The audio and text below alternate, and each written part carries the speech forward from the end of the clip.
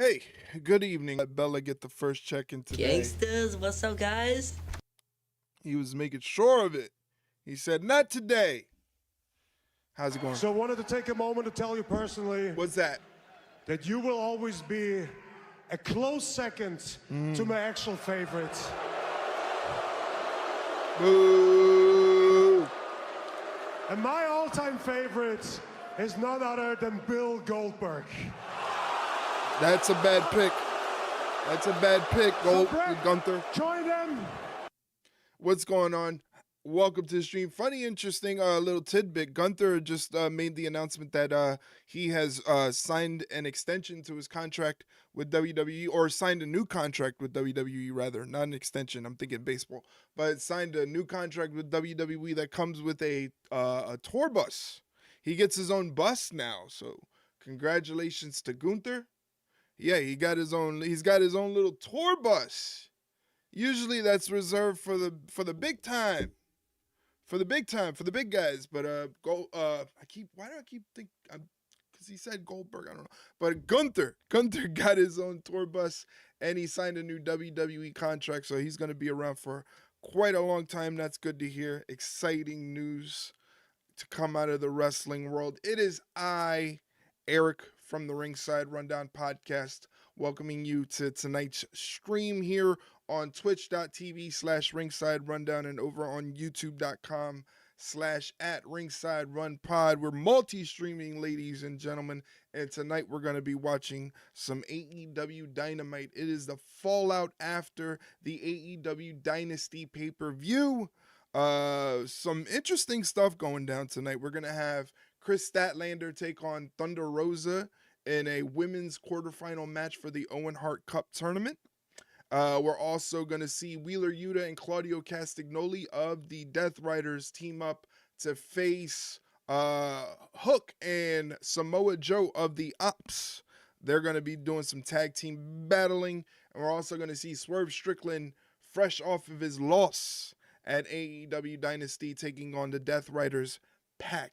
So it's very interesting time in AEW. I'm just looking over because as I usually like to do every once in a while, is tweak the settings to the camera and all of that stuff. I gotta say, on both screens, because I'm using two different computers when I stream, they look fairly good. Like, I don't look all washed out, a different color.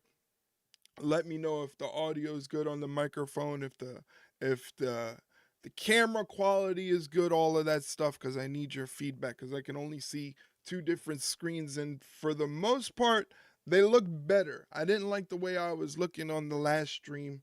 I sound good. I sound good. Sound is important too. Because I'm going to be doing a lot of talking tonight for AEW Dynamite. Going to be calling the action. Going to be interesting to see if they can rebound after that interesting pay-per-view that they had on Sunday. It was AEW Dynasty, and what a show it was. It was an interesting show. I don't necessarily know if that's a good thing or a bad thing. I personally did not enjoy the pay-per-view.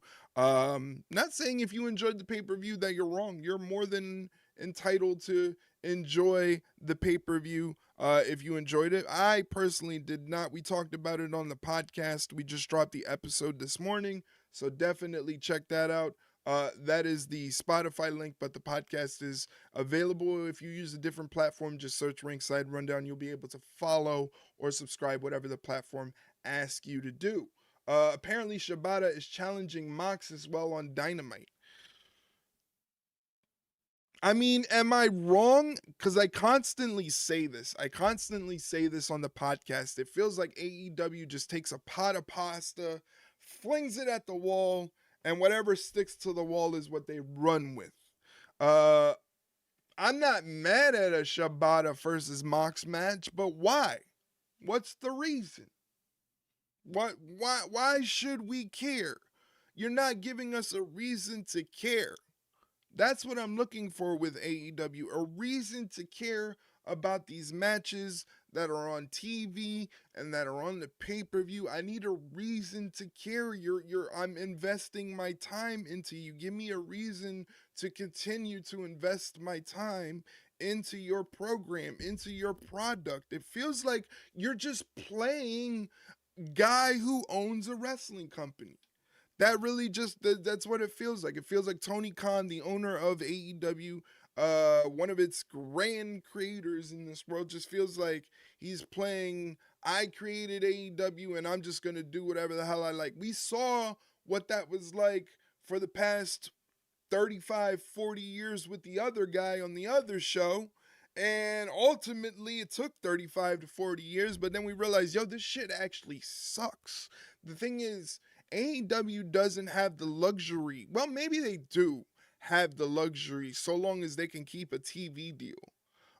So long as they can keep a TV deal, they have the luxury to experiment and throw shit at a wall and see what sticks. But the thing with wrestling fans is we have a very short attention span. And Jeff Jarrett said, and I said this on the podcast episode, Jeff Jarrett said, once you confuse them, you lose them. If you confuse them, you lose them. And I'm starting to see a lot of wrestling fans who support the AEW product just feel lost. Just feel lost and confused about what's happening in AEW. They're just not enjoying the product.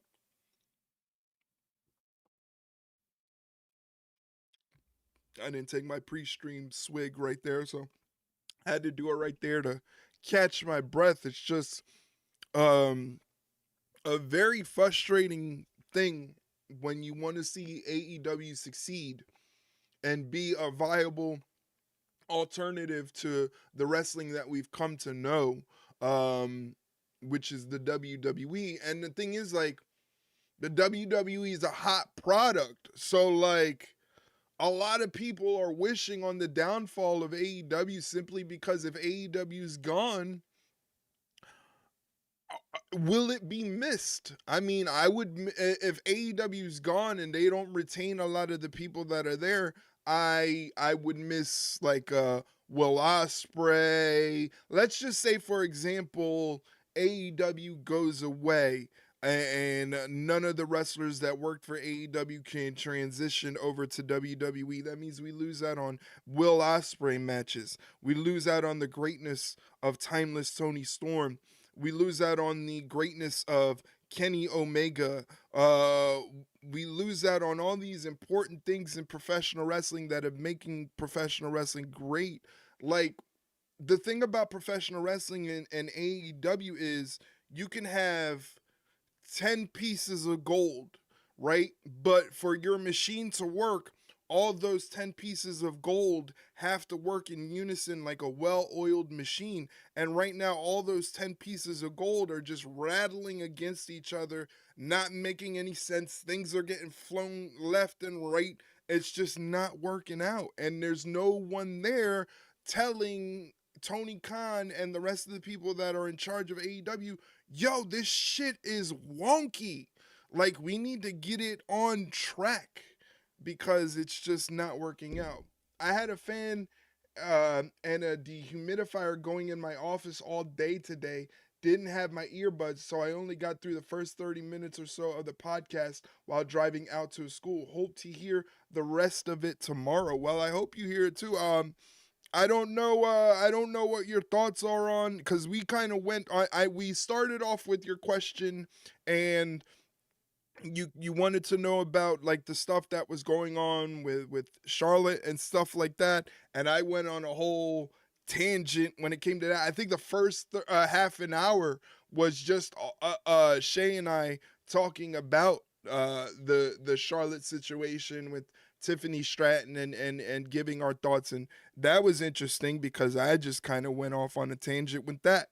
And yeah, I got to hear yours and Shay's thoughts on my two questions. Good. Well, at least you got that out of the way. Now you just have to suffer through us complaining about the AEW pay-per-view, because it was not just I that did not enjoy the AEW pay-per-view. My co-host, Shay Hickson, she did not enjoy the pay-per-view at all. I saw content on TikTok. Like, I literally saw the moment that the Young Bucks showed up on the show,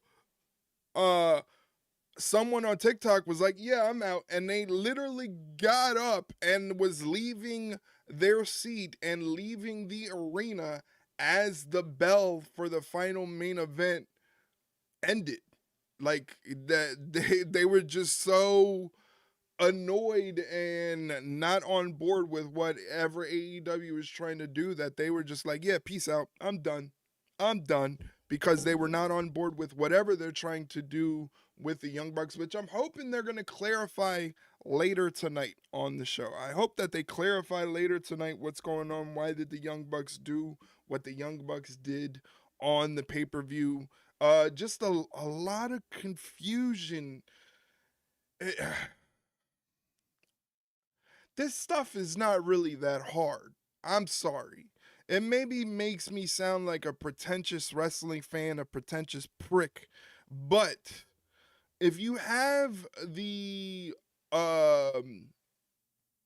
if you have the things that AEW has at their disposal in terms of talent and ability to put together a wrestling program and the trust of a major TV network behind you to put together a competent wrestling program because the TV network think that that is good for their their network, like it's not that hard. And honestly, it just feels like Tony Khan is just playing guy who owns wrestling company, not worried about people's livelihoods, not worried about trying to keep the AEW names out there for the next 25, 30 years. None of that. Just let's have fun, like let's have a good time. And I'm sorry, I come from a place where I feel like you should be putting more effort into doing a good job. A good job, because this is a job. And for me, I take it from that perspective because I would love to work for the WWE. I would love to work for AEW in a backstage sense where I can help put these things together. But if I was there, I probably would get fired. I probably would get fired because I was like, you guys got to get it together. You guys got to get it together. Unfortunately, I got to bail out for the stream for now. My bro-in-law is in town tonight, so I got to hang out with him. Have a great stream. And make it seem like you don't want to hang out with him. Well, thank you, Mike, for hanging out. Thank you for popping in and doing your check-ins, buddy. I appreciate you being here. And go have fun.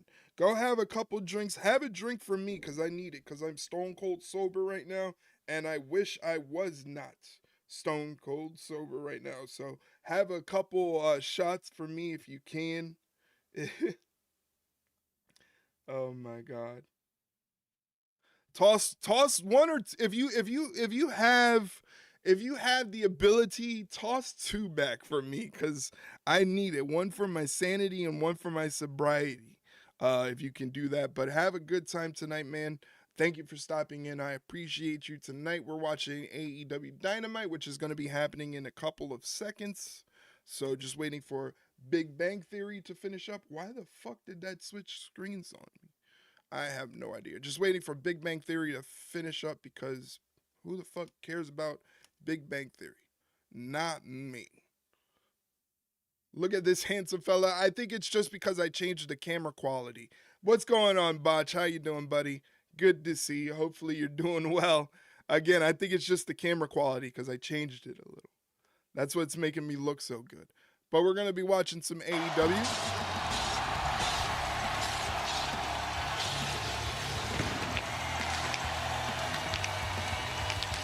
It's Wednesday! You know what that means! AEW Dynamite is live from Baltimore, Maryland.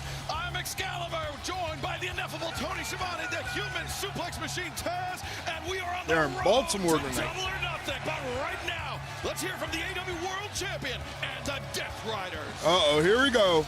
Here starts this madness. The single greatest roster of pure talent Did you see ever Dynasty? assembled Yes, we under watched it one in roof every Discord. week on Aew Dynamite. It was a show. It was a show. why can't any of Again, these guys I'm get their gonna be act plugging together this all when night. it But if counts? you want to hear my thoughts, we They just come with their posted the talent, newest they come with episode their of the gifts, and they come with their podcast band, this and their morning, bodies and we hit the gave our dirt, thoughts and they plus roll back match down the hill. ratings for each match, They and will plus we excuse talked about themselves, and they the will seek Charlotte Flair comfort. Tiffany Stratton segment, Not a addressing whole the bunch of real stuff in that problem. podcast episode. So, Botch, You if you don't want it. want to check out my thoughts and everything and see if my thoughts don't. align with yours, We will scorch let the me know. earth How with did anybody you who wants to enjoy call themselves Dynasty? a Did you contender check it out? Did before you we give a single enjoy the show? inch. Hopefully you enjoyed it, Not because an I inch. sure did not. This is my life's work, and it will not be bought or sold. Matt and Nick Jackson have returned. Interesting. Power players in pro wrestling's new gilded age. Let's do a little who's who. I'm surrounded by warriors. I'm the world champion, a king on the front lines. You two. I thought it was all right. It wasn't great, I but it don't wasn't recognize you terrible. two anymore. There were a couple, for haven't as for a harsh long time. as a You've critic stumbled as I on the was board, of and the you don't know what the pay-per-view, game is. there were a couple You better good figure it matches out. You on better the be card. real It just, careful. if you have a 10-match main real card, careful I'm hoping at least before you make any 7 moves. of those 10 matches are decent to great matches. There were maybe Well, as you can only see, Jon Moxley 4 remains the AEW out of the World 10-match Champion main after a card that were eventful evening that I this Sunday at consider Dynasty, but he is pay-per-view stepping worthy right matches. back A lot of into what battle here tonight in AEW's our opening problems contest. is when it comes to their pay-per-views is they're just so Yeah, he's in for a overloaded serious with fight. matches I that can don't assure you deserve of to be that. on pay-per-view. A real Matches battle. that deserve How to about be the words of warning closing out Dynamite and Someone Collision, for the and then Young Bucks. people Jon wonder why Moxley. AEW Dynamite Collision ratings aren't that good. It's because the shows are not constructed to make you want to buy the pay-per-view. I would say if it weren't for Matthew and Nicholas Jackson, we could very But I well mean, the triple be threat hearing was from the awesome. newly crowned Tony Storm AEW versus World Megan Champion, Bayne Swerve was Strickland. awesome. Will Ospreay, of course, had a great match, and I was pleasantly surprised. I was pleasantly surprised to see Mercedes Moné have another great match in AEW. So there, even though I disliked the pay-per-view, there were some good moments in the pay-per-view that were worth the price of the pay-per-view. But it just, for me, it's like, it's just like, man, this stuff is not hard for you to do, especially when you have so much gold at your disposal. We need better people focused on better storytelling in AEW, more fluidity, more continuity in AEW. All of this stuff is needed. And I would love to see the data that shows that the Death Riders and Jon Moxley are a proven ratings boost for AEW, because it doesn't feel that way. Which we can assume the world belt is in. This should be a great match, guys. I didn't even know about this match, and they're opening the show with Katsuyori Shibata taking on the AEW World Champion Jon Moxley after a pay-per-view. You know what I mean? It's just like, all right, sure. Sure, why not? You know, I love Shibata. I don't love Moxley, but I love Shibata. So I'm always going to be down for a Shibata match, but I wish it would just make more sense. All business, Katsuyori Shibata. Yeah, and I believe Jon Moxley is aware, very much of Shibata, his long legacy career, and what he's capable of as these guys try to get inside control. I have a with feeling some that cumberland. For those Moxley that is don't know going to what that be is, using you're some trying to of get his inside control. jiu-jitsu that he's been working on against Shibata. Shibata is also an MMA practitioner. And as he's doing that, we're showing the Opps Left New Japan for a period of time to go work in MMA and see how that went for him. Talking about, in a way.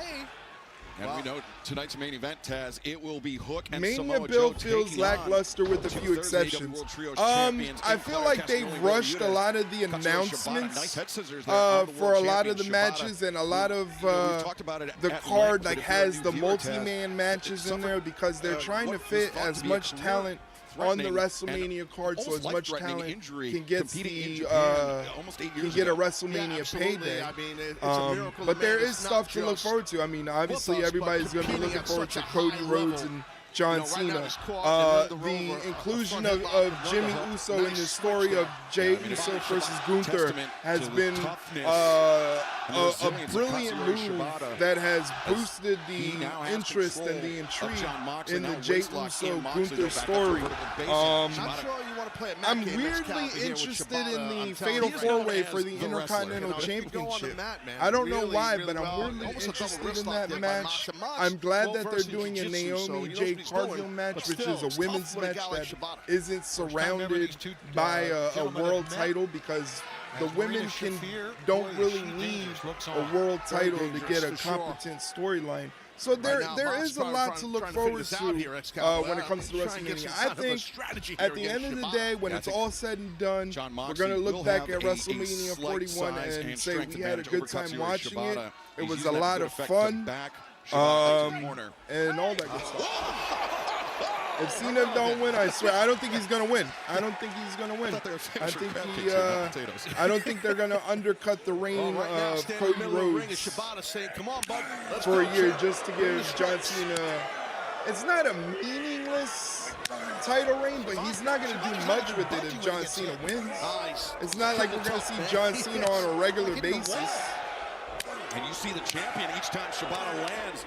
Jon Moxley is wincing. He is backing up. He is giving. If John Cena wins the title at WrestleMania, I pretty much see them using John Cena the way Vince McMahon used to use Brock Lesnar. We're not going to see the title for like 2 months at a time. I don't think John Cena wants to win the title, because I think John Cena still believes in what it takes to be a champion and what you have to do to carry the championship. John Cena is a believer of carrying the championship, and he knows with his workload as a Hollywood actor right now and a hot commodity for all the outside things that he's doing in WWE, he's not going to want to take on the responsibility of being the WWE champion, where he can't be at a Raw or SmackDown at least every other week, you know, working with other talent, upholding the prestige of the World Championship. I think a lot of factors go against John Cena winning another world title. Eventually, it might happen. There could be, I always thought of a possibility that he wins and then the next night on Raw, he loses it. But, I don't know. I don't want Charlotte to win, but I feel she will. There's a possibility, especially with everything that's been going on with Tiffany Stratton as Shibata hits that delayed dropkick that I love so much. Moxley answers another one with a clothesline. That whole situation on Friday between Charlotte and Tiffany, very interesting. That's the best way I could put it. Very interesting between those two ladies and the way they conducted business this past Friday on SmackDown. Yeah, the head injury that nearly got him out of action, but Shibata absorbed the pile driver, lands the PK. 0-3 in marriages. Yeah, she's not doing so hot. I don't think marriage is for her. I can't speak on it because I don't know the personal situation. You know, maybe she's just not marriage type. You know, he transitioned out of the sleeper attempt now.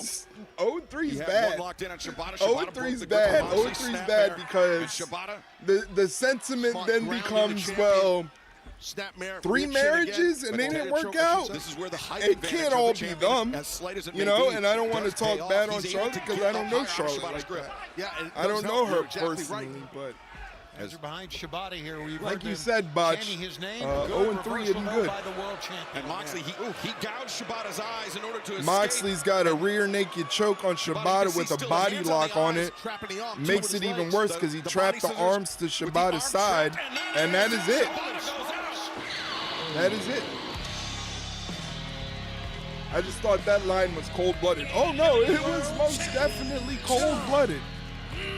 It was most definitely cold-blooded, Botch. You ain't lying, brother. and it helped him You ain't capture that rear lying. choke and track Listen, the in a odds. couple And minutes, a sometimes block when you of get Twitch caught in the choke, advertisements is it going to hit happens. your You could just go screen. and you're done. If you don't like Yeah, Twitch do you think it's a advertisements, case if you that don't want to Moxley miss was anything feeling that like is he was happening with out-wrestled, me out-worked yapping by in the Shibata? stream, He had to I implore level you to the hit playing that field subscribe somehow. button The down thumb to the below eyes for what did it? $5.99 American. When you do so, you get Close no to our ads champion. during But the it definitely Twitch helps. stream. Sometimes you gotta do You what also you gotta get do. cool I don't emotes to blame use in Moxley. the chat. 15% off the Wait a Ringside second Rundown merchandise store. And a special is section of become our now very Discord interesting. opens up where you can watch After what we AEW heard Dynamite from if you don't have Moxley said access at the to beginning it of at this home. telecast. So Matthew out Nicholas come Jackson, Matthew the and Young Nicholas Bucks. Jackson. Hopefully they're going to Executive Vice explain their Presidents of actions All to Elite end Wrestling. Dynasty this past Sunday. We haven't seen these men in quite some time, except for this Sunday in Philly. That's right. This past Sunday at Dynasty. I wouldn't mind seeing a passing of the torch from Charlotte if you win and Tiffany gets her moment. I don't think we're going to get that. I think at best what we're going to get from Tiffany and Charlotte Flair are professionalism to go out there and do their jobs for the WrestleMania match, and that's about it. But hunky-dory where Charlotte's going to raise her hand and say congratulations, I don't think that's going to happen.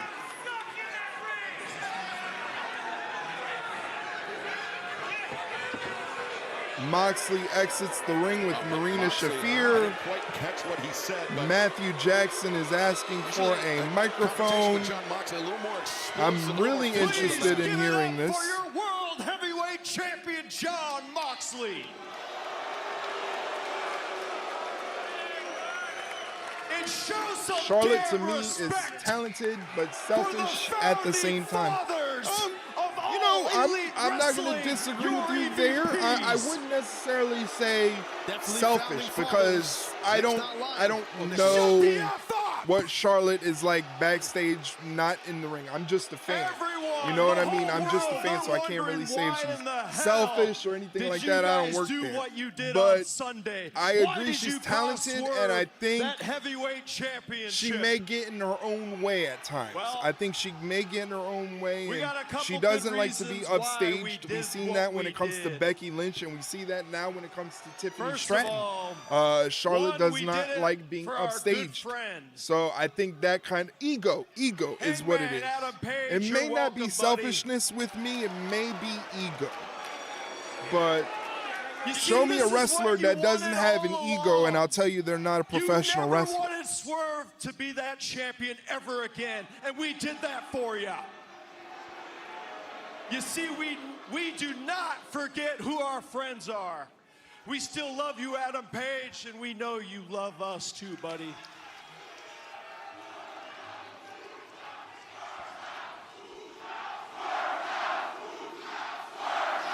Second, Logan and AJ should be good. Hell yeah, that's going to be good. Moxley, AJ Styles could have a 5-star match with a wet hear paper this, but bag. I'm not afraid to say it in front of the world. That's okay.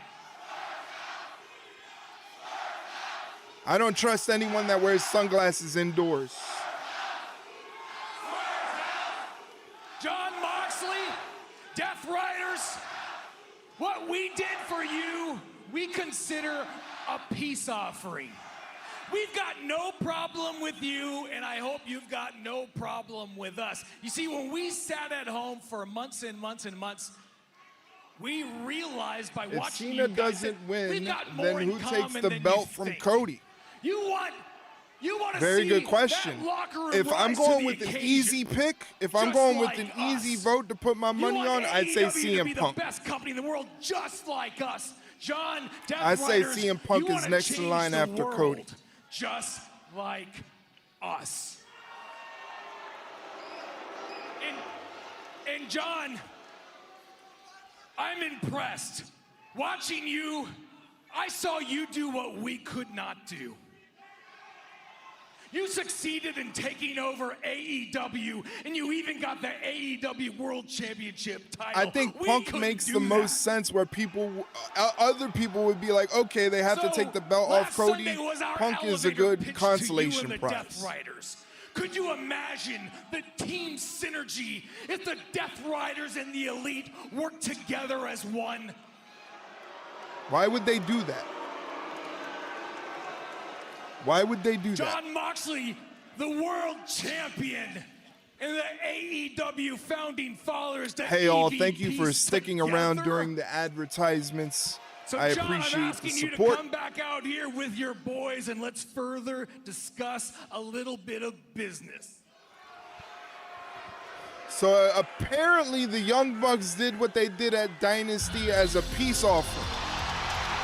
Here comes the other EVP, Kenny Omega, the AEW International Champion. Cannot talk about founding fathers of AEW without mentioning this man. A former member of the Elite, former friend of Matthew and Nicholas Jackson. They made that triple threat interesting though by making Paul Heyman a part of it. Oh yeah. The whole favor thing, was a genius idea. But again, it's WWE. Storytelling is back in WWE, and they've been killing it for the past 2 to 3 years now with the storytelling. So. And it's Paul Heyman. So, of course, Paul Heyman's a creative genius, man. He was able to put this on track and make it sound great. So you did this all for your friends, huh? Mox, Hanger. You forgot to do me. But Hey, yo. actually, I remember the last time we met. And if memory serves me correctly, it's when at the height of my diverticulitis, you pushed me off a stretcher that was taking me to the hospital. Uh-oh. Paul, I've always liked his mind. Crazy, Yeah, Paul but I never Heyman is forgot. Paul And I Heyman is actually everything that forgave Tony you. When I Khan came wants back to be. AEW, I had said, first and You know, foremost, he wants to be what I was Paul doing was Heyman. for my legacy and for the safety of this company, not for revenge.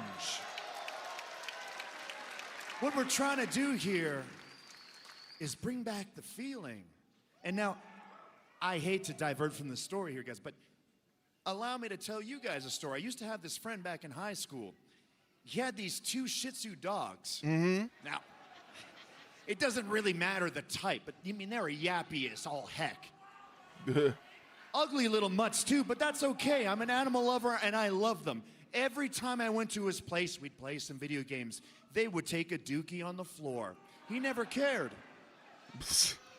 What? And those 2 little Shih Tzus, oh boy, were they ever pleased with themselves. But then as time went by, and more dookie kept collecting on the floor, and the stains left behind were getting more evident and pungent, I had to say, hey pal, maybe we move this over to my place. And that is a lot like what you guys, without having me around, was like in AEW.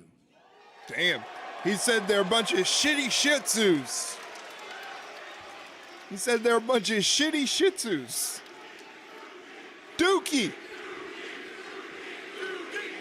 The last time we saw you on AEW television, we all saw you shredding up some documents like that's supposed to be some big incriminating thing you guys were trying to cover up. Guys, I'm gonna spoil the surprise right here, right now. We all know how these guys live. We all know exactly how they operate. They love bragging about their earnings. They love bragging about their money. Yes, you were tearing up receipts of private jets, of the chair that you put in your master bedroom facing the bed, the OnlyFans account.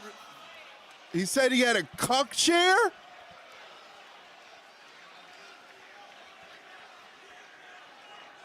But it doesn't matter.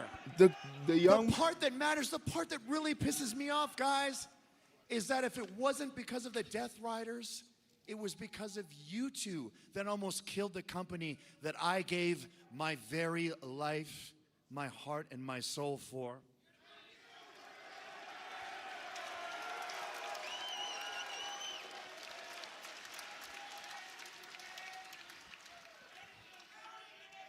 And I can't lie, that time off has done you wonderfully. Nick, you look every last bit of that 90 pounds you were before you left. Wow.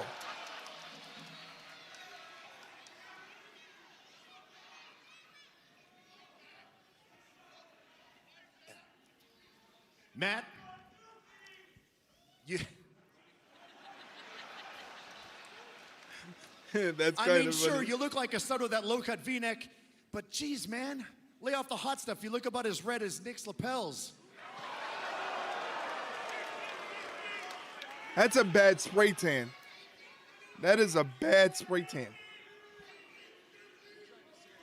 And quite frankly, now that we've gotten to this point, I could go on and I could go on and I could go on, but I don't know. I'm just thinking, let's just cut out the middleman and I'll just come in the ring and we'll fight.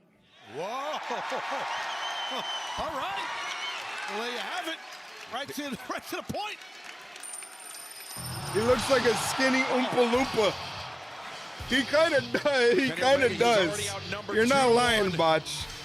And now the Continental Champion, the Rainmaker, Kazuchika Okada, makes it 3-1. I'm not sure this is a fight that Kenny Omega wants right now. Member of the Elite. Well, the new Why Elite. is Okada wearing his belt under his jacket? Okada that confronted Omega after Omega's defense of the International Championship. How about this? Things are breaking down. How about this? And we're just beginning tonight. It's like when Dolph Ziggler got a bad tan. Oh, God. I remember those days. Whoa, Swerve Strickland. Oh, Swerve came out the other end. Behind. Pause. Looking up the ramp, but Swerve with a chair in his hand. And I would say, unfriendly look on his face. Oh, after what happened with the bump stick to him on Sunday, you can't blame him. Now, Matthew Nicholas Jackson costing Swerve Strickland his second reign as AEW World Champion. And you have to imagine that's Swerve, if I was Swerve, I wouldn't trust Kenny Omega either. Kenny Omega's the EVP.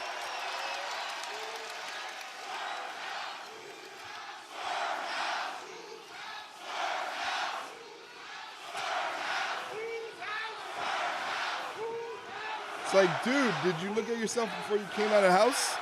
Yeah. I don't get the overdone spray tans. I guess they make them look physically more imposing. I don't know. Kenny Omega is still a champion, the international champion after Sunday. Well, thanks to Kenny Omega for telling us that wonderful story about his friends two Shih Tzus who like to take a shit everywhere. I now pronounce it is buck hunting season. And I'm here with a loaded shotgun ready to blast on some freaking EVPs. You couldn't leave well enough alone, could you? I dealt with you last year. Uh-oh. Pac. Pac from the Death Riders. He and Swerve are supposed to go one-on-one later on tonight, but Pac emerging from the crowd and a blindsided cheap shot. I think they're going to start this match now. Maybe they're going to get rolling here. This match was advertised, obviously. Well, fans, we got to restore order, but coming up next on Dynamite, Swerve, Pac, one-on-one. All right, they're going to commercial break. I mean, I'm Irish, so yeah, pale is the way for me. I mean, I'm not hating on it. I mean, if you feel like you need to go get a spray tan, go get a spray tan. That's your prerogative. I mean, I'm just saying, like, don't empty the whole can on you, because then you just look like you got some sort of disease where you ate too many carrots or something. I don't know. I'm not saying don't get a spray tan. Go out in there and get a spray tan if you need to, man. It's all good. Nobody's hating on it. I'm just like, don't go the MJF route. Don't go the MJF route. MJF, with that spray tan, he is insane. Anyway, guys, do me a favor. We're multi-streaming on YouTube right now. That's right. We're streaming on both Twitch and YouTube. If you can do me a favor, check out the stream over on YouTube. Let me know what you think of it. Drop a like on it, because if you drop a like on the multi-stream, what happens is the algorithm for YouTube pushes it out, and then other people can see it and they can, like it or whatever have you. And subscribe to the channel. Thankfully, we are over 1,600 subscribers on YouTube. That is crazy. I never thought I would get to that part. 1,600 subscribers on YouTube and counting. So thank you very, very much. Dolph Ziggler looked like a Jack Oompa Loompa with his bad spray tan. Yeah, he did. It didn't help that he had that bleach blonde hair either. The hair didn't help either. Just go out and get a regular tan. Just get a regular tan. Go to a Planet Fitness. Lay in the tanning bed for about 10 minutes. You'll be good. You don't have to empty out a whole can of spray on you. You don't got to do all that. Anyway, thank you guys for joining me on the stream today. I really, really appreciate it. Hopefully you guys are enjoying your week. It is hump day. It is hump day, so hopefully your Monday, Tuesday, and Wednesday have been going well, and you're excited for the coming week. Got a lot of stuff going on. We got WrestleMania coming up. Everybody's excited for WrestleMania. I will be here on Twitch both night 1 and night 2 of WrestleMania doing a live watch along, much like I am doing right now. I am considering doing WrestleMania in an open viewing room in the Discord. I won't advertise it because last time I advertised an open event in Discord, we had like 25, 30 people join the Discord, and then after the event was over, they kind of all just disappeared. And I think it was like for the Super Bowl. I was like, yeah, I'll show the Super Bowl in Discord, you know, for anybody that wants to watch the Super Bowl. And we got like 20 or 30 people in there watching, and it was just madness. You couldn't even tell who was real, who was a bot. We had people sending out DMs to other people in the Discord. It was nuts, man. So I might make it open, but I won't advertise it. It'll just be for the people in Discord. Strickland, and all throughout the break, Taz, Pac continues to punish Swerve. Whoa, big boot from Swerve right after the bell rang. Now getting some life, Shivani. It shows you what Strickland brings to the match each and every time. Heart, determination, firepower. But it was a good move by Pac, Taz, to get that early Fireman's advantage. carry from Swerve. Snake Eyes in the corner. Another big boot drops Pac. In the point of the jaw, on the To point the of the jaw. adulation of the crowd. The crowd is going crazy already for The Swerve. advantage that Pac Again, I don't know why was you able wouldn't to put the build belt to on this guy. evaporating. He makes more sense as a champion than Moxley does. Is starting to cook here tonight. Yeah, I think Pac is realizing why this man right here, Strickland's a former AEW World Champion. Resiliency is a big part of being a champion, I promise. And On we the saw outside, punishment put out by Pac on Swerve Strickland. runs Pac into But the Strickland's barricade. back with a vengeance. From one end of the arena to the other end of the arena into the barricade. Inside those heavy steel barricades. And now Launches Pac into the steel steps on the outside of the ring. Who takes the belt from Mox if not Swerve? We've seen him angry before, guys. I don't know if I've ever seen him this angry. That's a tough He's question. got a lot of reasons to be angry, especially at the Young Bucks, obviously, what happened. Like I we think discussed if we're in going Philadelphia on storyline Sunday purposes, at Dynasty. if we're going storyline Breaking the count purposes right there, so the referee with can't the count him Death out. Riders, and it can be Swerve, moments ago did say that it is buck hunting season, meaning Matthew and Nicholas Jackson, but right maybe now, Swerve Kenny, contending Hangman, with one-third of Hangman, the AEW yeah. Trios champions, You Pac. could do Hangman. Hangman Right would now, work. Pac not looking good. And Swerve Strickland Omega in would pursuit. work. Pac trying to put some distance Hangman or Omega between himself would and work Swerve if we're going over the straight midsection. storyline purposes. And now Pac For whatever back this into the Death ring, Riders accelerates to the story is, whatever it is, if we're going storyline purposes, I don't think you can go wrong. Buckle bomb. What a buckle bomb. You can't go wrong with either Hangman or Kenny Omega as the world champion. Yeah, no, it's a big part of winning But matches. for see my those choice, abrasions if everybody's on the on right board, side. like if everybody's Pac's on the back. board, we can make anybody the world rope champion straight down after as he's Mox powerbombed to into get the corner. AEW back on board, back in the good graces Yeah, well, of that wrestling fans. version of a buckle I bomb, would go that's with kind of Will what Strickland Ospreay. did to Pac. Go with Will Rough landing. Ospreay. Like Will kinda Ospreay is the most left consistent, tricep back of the great arm of Pac. wrestler Hit that top they rope. have in their entire roster. I mean, the match he had with Kevin Knight was fantastic. It was one of the standout matches on the pay-per-view. So that would be my choice. If Really looking everybody forward was to being on in the Boston board and I could next just week pick and as choose whoever I Pac going wanted, to the I outside would go with the more Stephon Smith consistent allowing and Dr. going Check, with ringside physician Dr. Michael Will Sampson to Ospreay. check on Pac. Looks like Seems to be Pac's got a something little with bit Pac's of a foot or problem. ankle. As Swerve Will Strickland could get it at All In. He could. He They could. have to end this match. I'm not sure. We got nights coming up on New Orleans and on Norfolk, as you saw at the end of the month. So we got a lot of great towns and a lot of great action. Maybe he hurt his knee or something. Anything can happen in AEW. You know, as loathsome as the tactics the Death Riders like to employ are, I mean, this is Stephon Smith doing the right thing here, allowing the Swerve, Will, and Mox at All In. Triple threat, three-way action. Again, for me as a fan, it all matters what the story is. If you can make a competent story on it, I'm with it. Oh my word in heaven! Pac just got his teeth rattled. And he shoved the doctor out of the way, did Pac, to get in the ring. Pac, he was hopping on 1 foot, and Swerve Strickland, though, caught him with the thrust kick, and now Swerve stomp. Oh, Strickland makes the cover and gets the win. Pac must be really hurt. Pac must be really hurt, which is very unfortunate for Pac. And not good that Nana is dancing on his grave. Unfortunately, injuries, I mean, that's all part of this sport, all part of this business.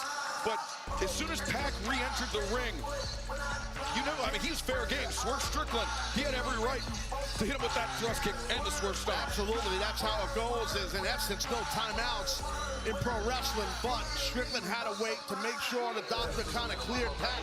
I don't know what happened. I can't wait to see what Black will do in WWE. He's gonna go crazy, dude. I can't wait. My favorite wrestler right now. He's gonna go crazy. Now he's got the full backing of Triple H. He's going to kill it. He's going to kill it. Not because he is still pissed off about what went down in Dynasty, and I get it. I understand. I wouldn't mind seeing him and Carrion doing something. Yeah, that'd be great. That'd be great. And blood and guts. I'm not hard to find. You're not easily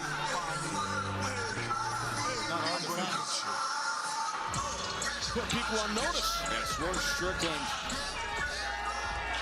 I think, over the next few days and weeks is going to be on a warpath after what we saw go down at Dynasty. But fans, still to come tonight, our main event. Wheeler Yuta, Claudio Castagnoli, the Death Riders taking on Samoa Joe, the cold-hearted, handsome devil Hook, the Opps.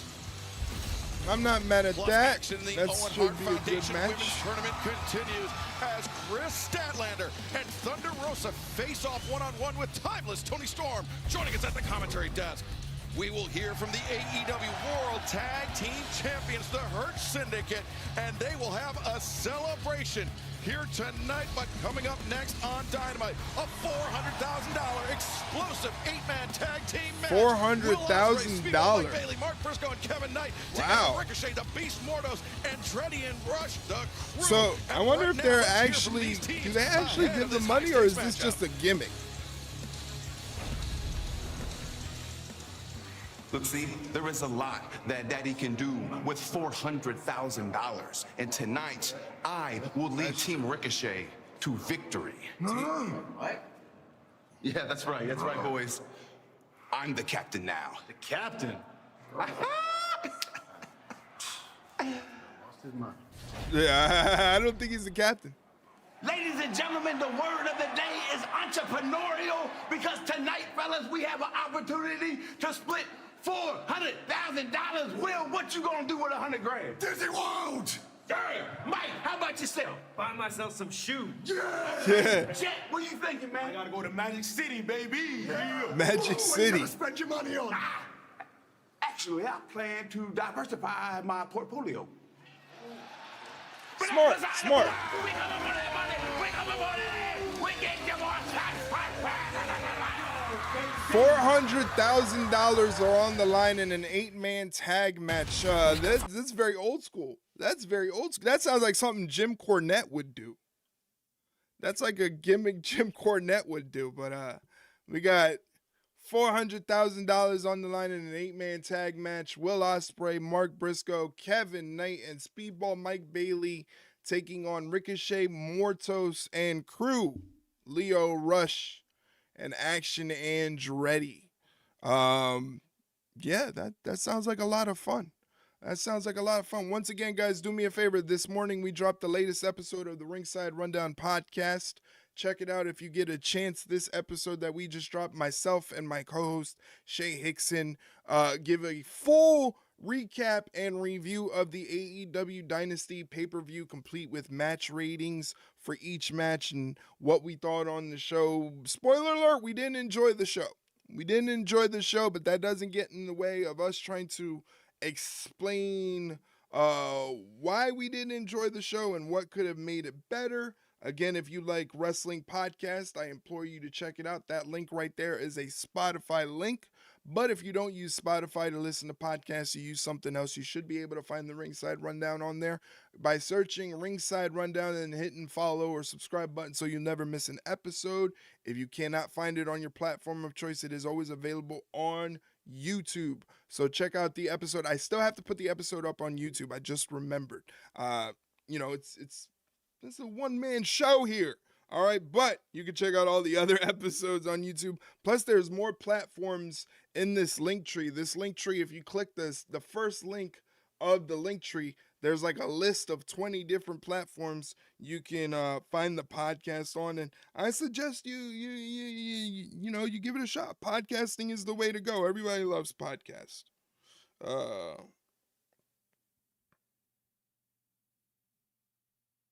But I hope you guys are having a great day. Appreciate you guys hanging out with me, watching some professional wrestling. Hopefully everything is going good in your part of the world. We are just in commercial break. Once again, there is going to be an 8-man tag match between Mark Briscoe, Will Ospreay, Kevin Knight, and Speedball Mike Bailey on one team, and then on the other team it's going to be Mortos, Ricochet, Action Andretti, and Leo Rush. $400,000 are on the line to see if whoever can get that, what they plan to do with that money. We hurt people. We were talking about that on the podcast too. How interesting it is that an entrance theme helps the team get over so big, like the Hurt Syndicate, who should be making their way out fairly shortly. To the program here tonight, Jon Moxley, the Death Riders, seemingly the reinforcement from the Young Bucks, but the Bucks, Matthew and Nicholas Jackson, the EVPs. I mean, they're trying to make a compelling offer to Moxley and the Death Riders. I think one thing, though, rides over all this, Taz, and that is the mentality of Swerve Strickland. Yeah, Strickland, put all that other stuff aside. Strickland is locked in. He knows before Vince screwed it up. I agree. He's a super dangerous guy also. I agree. Strickland saying it's buck hunting season, but fans, this past weekend at Dynasty, the Owen Hart Foundation Tournament for 2025 kicked off. Let's take a look at what went down. All right, just a recap of Dynasty.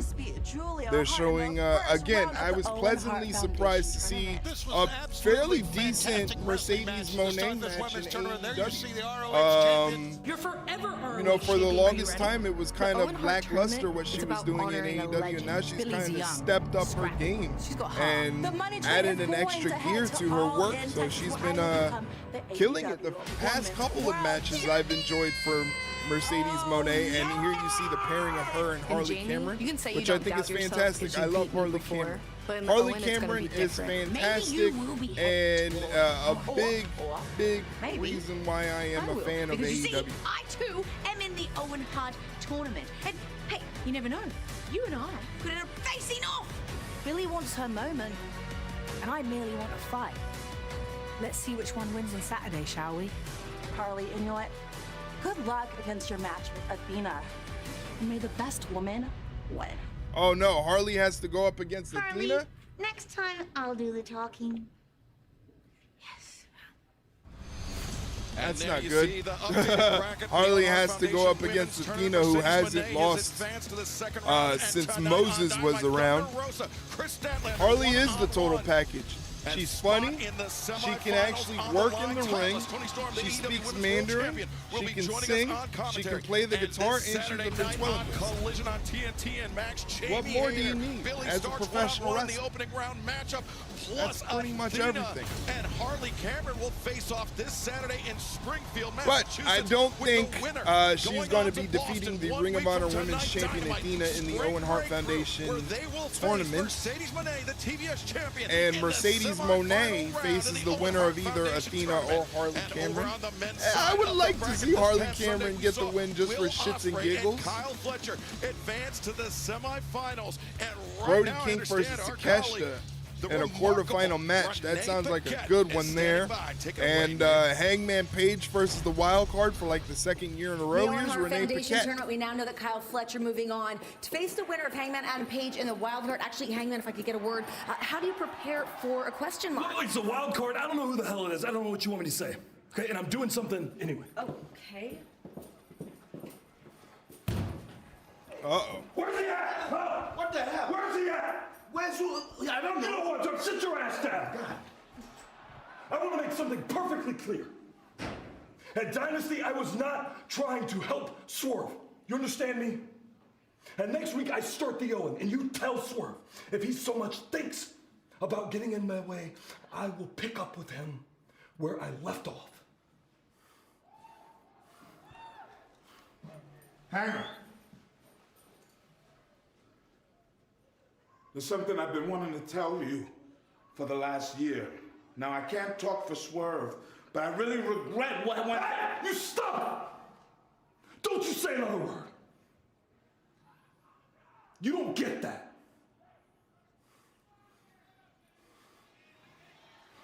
I kind of like where this is going. I don't know why, but I kind of like where this is going. It's like Nana was fixing to, I don't want to speak for him, but kind of like with grand apology, you know. But yeah, it's I don't want to hear it.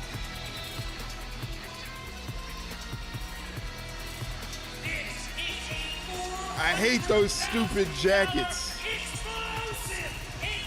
Those jackets are absolutely horrible. You couldn't pay me to wear those jackets. Rush, the Beast, Mortos, and Ricochet. Tony, to go back to Hangman Adam Page for a second, he was part of what happened in the main event at Dynasty. He seemed poised to deliver a buckshot lariat, and he could have picked either the world champion Jon Moxley or Swerve Strickland. We'll never know who he would have targeted, but this explosive 8-man tag is coming up next on Dynamite. Damn, how many commercials are we going to get to before we get to this actual match? Hi.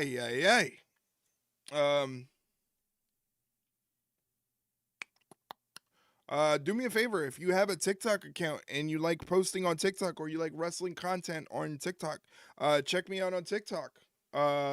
There it is, tiktok.com/@ringside_rundown. It's basically where I post up highlights of the stream, you know, different things that I clipped from the stream. So if you want to check that out, I'm on TikTok. Throw me a follow. I appreciate it. Don't worry. There are no influencer dances or anything trending like that. It's just me and the stream talking about wrestling.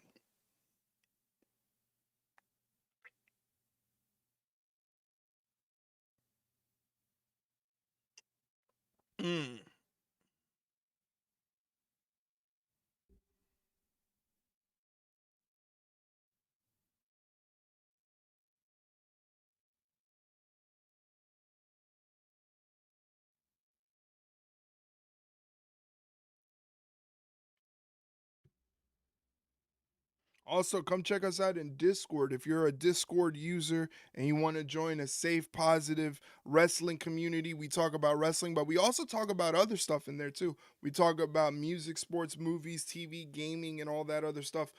Check us out in Discord. That is the link. Hit that green check mark in the verified section and you get the whole entire thing opened up to you.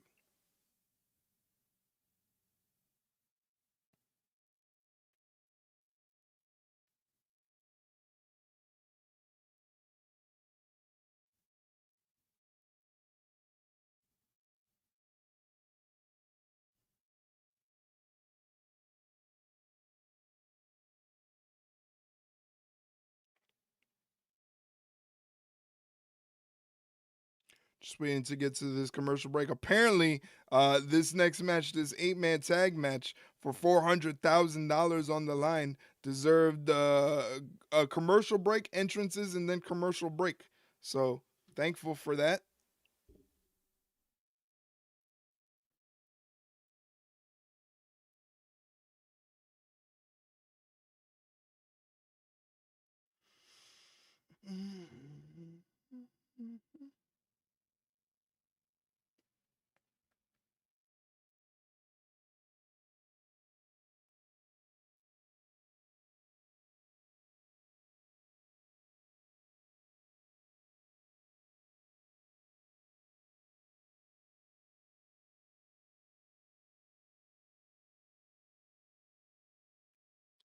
All right, let's get back to action. Let's go with all these commercial breaks, man. They're killing me.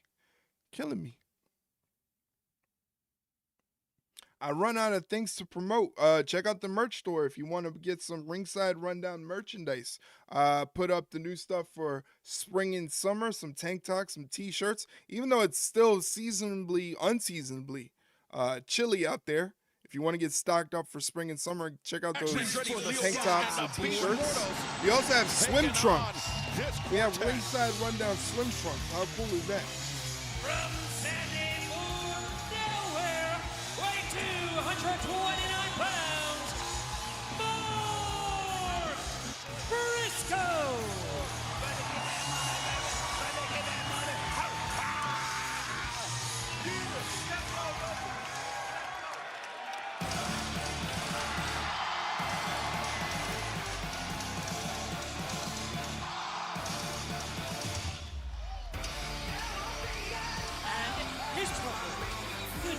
Kevin Knight, Speedball Mike Bailey, and the aerial assassin, Will Ospreay. $400,000 on the line in this match. You heard Will Ospreay said he was going to split the money evenly, Tony. Something tells me Ricochet, he might be taking $300,000. Yeah, Ricochet might not split the money evenly. Ricochet might do the opposite. Himself to be a leader. Those Assassin's Creed Will Ospreay jackets look pretty dope. $400,000. I'm telling you, you can see him leading right now, talking to the troops. And Taz, it was just a few days ago at Dynasty, Will Ospreay, Kevin Knight, they were on opposing sides of the ring in the opening round match in the Owen High Foundation tournament, and now partners again tonight. Absolutely, yeah, and they should make excellent partners. I would assume so. But this place is going crazy for Will Ospreay, the captain of his team, as Ricochet is the captain of his team. 400K, that's a lot of money. 400K is a lot of money. 100K split up is a lot of money. Kevin Knight, who arrived on the scene with such fanfare. And, of course, Speedball. Speedball Mike Bailey, who came within a heartbeat of becoming the new AEW International Champion. That incredible three-way match with Ricochet and the current and still champion Kenny Omega. And right now, both teams trying to decide who will start things out. It's going to be Speedball on one side. You want Mike Bailey and Ricochet maybe poised to pick up right where they left off Sunday night. Like Ricochet was trying to get the jump on Speedball, but Notice how Ricochet's got his, well, now he gets out of the corner, and he's back to the corner, almost trying to lure Speedball into the corner. Now, there it goes. Oh, Ricochet man. immediately tagging out to the Beast Mortos. Okay, tell me this. He tagged Mortos. Why would you do something like that? Because you felt how powerful those kicks of Speedball Mike Bailey are I guess a couple nights ago. He remembers that. Good call. And Mortos. Mortos off the ropes. Leapfrog from Bailey. Over the top. Mortos showing his load over the top. And now step up Rana blocked by Mortos. Mike Bailey lands on his feet, ducks the attack. Climbs the ropes. Goes for a Rana off the ropes and lands it on Mortos. Extra speed, extra momentum, taking the bigger man down. Now Ricochet wants back in the ring. Immediately backed off. But then he backs off. Kicks of Speedball Mike Bailey. Probably feeling He's the that captain. he took to the head by Speedball when he got on commentary with us during Dynasty. Well, he's right next to you again. Yes. Yeah, maybe he's going to join you. Well, maybe so. I mean, listen, I saw Speedball coming to the left, and I'm thinking, watch out. He's got a lot of speed, and here comes Will Ospreay. Will Ospreay, the aerial assassin, a man who advanced to the quarterfinal round of the Owen Hart Foundation tournament with a victory over Kevin Knight and Andretti. Whoa. Nice distraction from Andretti there. Allows Leo Rush to get the jump on Will Ospreay. Now they're putting the boots to Will Ospreay. The entire team is putting the boots to Will Ospreay. Damn. And action Andretti, legal man for his side. And Ricochet, of course, now Ricochet wants in. That Ospreay's down in the corner. Rick Knox, the referee, trying to restore order here tonight. Easier said than done with 8 athletes in the ring. Oh. Oh. Ospreay fighting out of the corner himself. Now all 8 men are in the ring. And so was Ospreay. Got a standoff here in Baltimore. And again, we're seeing some great things happen here, develop here tonight. Again, if AEW is looking for a leader in the ring, to me it's Will Ospreay. Look at it. Talks to the troops. There we go. Break it down between all 8 men. Pairing off in each corner, Taz. You got $400,000 hanging in the balance. Damn right you do.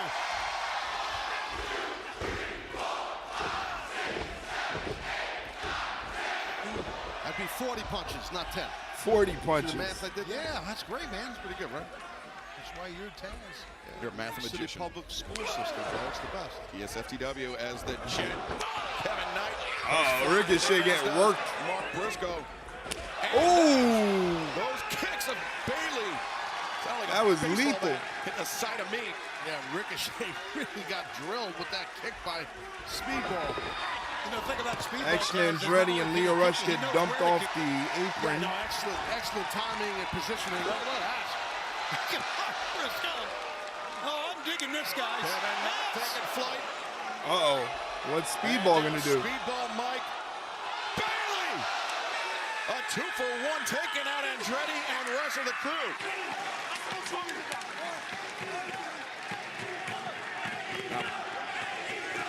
Well, teamwork here. Hands in. While the back is uh-oh. Here's Ricochet. Building up ahead of Steven. Nice. Where are you, fella? Oh, no. They got him. They got him. Did they ever bip him, Taz, in action? They got him on the bald head. You got a bald head. We're in picture right now. So as the commercial break and picture is going on, we got Mike Bailey's got control of Action Andretti and Leo Rush. Mortos gets dumped. In the ring, we got Will Ospreay and Ricochet. Will Ospreay dumping Ricochet's head from pillar to post. This time to the boot of Kevin Knight. Again. Oh, and now the stinky exposed foot of Mike Bailey. No! Oh, you can get some toe fungus on there. That's crazy. I wouldn't do that. Kevin Knight's in the ring. Ricochet's down in the middle of the ring. Not looking so good. Oh, Ricochet was able to create some separation, able to get a tag off to Action Andretti, who simultaneously tags in Leo Rush. We get a tandem maneuvers from the crew. And they're rocking Kevin Knight right now. They're just giving him the business.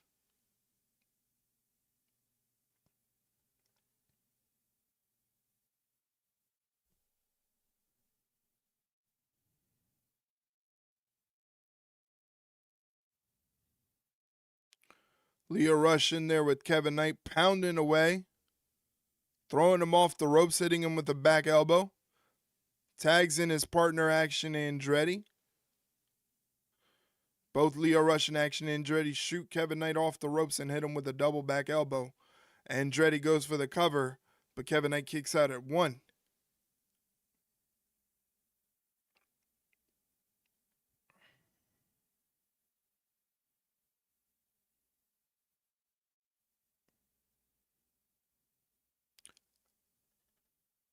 Ricochet gets tagged in from Action Andretti, hits Kevin Knight with an overhand chop and then a snapmare out of the corner, back elbow, and then takes the time to anger the other side. That makes a good idea, because now Mortos is in there, the scariest member of that team. I don't think that's a mask. I think that's his real head.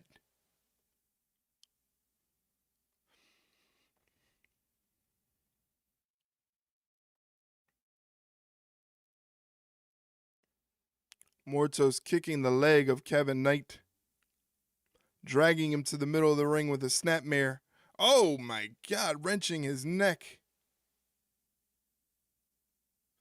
Tilt-a-whirl. Oh, stops the maneuver. Almost looked like he was going for a lung blower, but Knight was able to turn it into an inverted Rana. Tags in Speedball Mike Bailey. Comes off the top with a missile drop kick. Takes out Mortos. Mortos goes running in but gets a soul butt kick. Axe kick to the back of the head. And then a round kick to the sternum neck area. Live on Dynamite, this explosive 8-man tag. Standing shooting star press. The legal man, Bailey the cover. Mortos able to kick out. As throughout the break, we saw Kevin Knight endure quite a bit of punishment, though ultimately he was able to make it over the corner, tagging Bailey, who became the difference maker. Absolutely. Absolutely, for sure. But now Speedball has got Mortis lined up, and he's going to hit him probably with a whole bunch, a whole plethora of round kicks. Like the focus. Those kicks are not really affecting Mortos. Mortos. That we saw in that camera shot. Yeah, you're hitting the beast, though.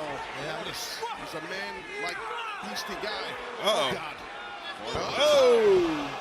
There's Huge that lung blower. on Mike Bailey. That's where the strength of Mortos plays such a pivotal role. As Ricochet now reaching for the tag, because I think, Tony, because he senses Bailey's in trouble. Of course. Why not? He's the leader, he says. So look how far he's reaching that hand out. Is he a leader or is he an opportunist? Ricochet gets the tag in from Mortos. Speedball is still in the middle of the ring. He needs to get a tag. What is Ricochet doing? Certainly waiting as just goes right after Ospreay after finding his feet. And now swinging a miss. Oh. Bailey, high boot for Andretti, elbow strike for Leo Rush. Oh! What a leap! What a stop by Ricochet! Amazing by Ricochet. In comes Mark Briscoe, Sandy Fort, Delaware native. Mark Briscoe hits Ricochet with an enziguri. Mortos re-enters the ring. Pop-up Samoan drop. Here comes Kevin Knight. Samoan drop there by Shoots Mortos off the ropes. Mortos catches him and puts him in a powerbomb position. Caught him in midair. Good job, Tried to go for a Rana. Mortos not letting it happen. Oh, but he reverses it into a DDT. Nice. Action Andretti enters the ring now. Now Andretti. Oh, nice reversal by Kevin. But here is also Leo Rush. Hands, the face of Kevin Knight. Knight reversing, ran into the waiting fist of Leo Rush. The waiting fist of Andretti. The double boots from Leo Rush. Knight and Rush both men jockeying for position. Leo, the stunner. Andretti. Impressive feat of strength by Action. Oh! To the neck breaker. In comes the aerial assassin. Nice ankle pick there by Leo Rush. This is moving quick. Frenetic movement as a 2-for-1 there for Ospreay, but Ospreay gets sent sprawling to the floor. Oh! Kick from Speedball. Connects with that kick. Standing moonsault going for the double knees. Nobody there for Speedball. Man, that was a crash and burn for Speedball. Ricochet now. Oh, what a Death Valley driver. He's got him. Covers, the leg is hooked and no! Speedball kicks out of the Death Valley driver. By Mike Bailey kicking out there. Oof. Mark Briscoe's in the ring now. Really, you can see what they're fighting for, $400,000, and they are going at it all for men. Mark Briscoe still over the top. Right into our announce desk. You never know, Briscoe. Take a bite out of your ear. That guy's a nut. Oh, Bailey. He was showing the teeth. Bailey using that heel of the boot into the jaw of Mortos, but Mortos undeterred. Bailey has the boot caught. In comes Mark Briscoe. Both Bailey and Briscoe landing on their feet. Oh, crane kick. We saw Speedball employ the crane kick on Sunday at Dynasty. It's Cutter. Cutter on Mordos. Well, I thought that should do it, but here comes Kevin Knight, guys. Kevin Knight perched on the top. The jet. Whoa. Splash.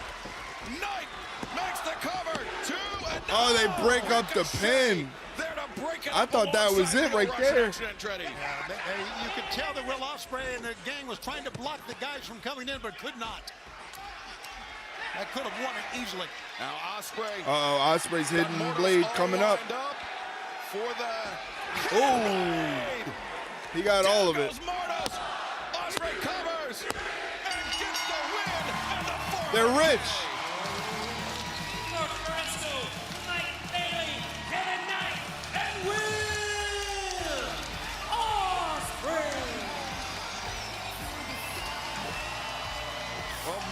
Are they really getting 100K though? And just days after doing battle at Dynasty, Kevin Knight and Will Ospreay joining forces to get the victory and the $400,000. Owen Hart tournament, and for Will Ospreay. Ospreay, he will face the winner of Brody King and Konosuke Takeshita in the semifinal round. And now he's $400,000 richer to boot. Could be his month, could be his tournament to win. Well, congratulations to Will Ospreay, Kevin Knight, Mark Briscoe, and Speedball Mike Bailey. But fans, unfortunately, we have to take you back to what transpired between FTR and the Rated R superstar Cope this past Sunday at Dynasty.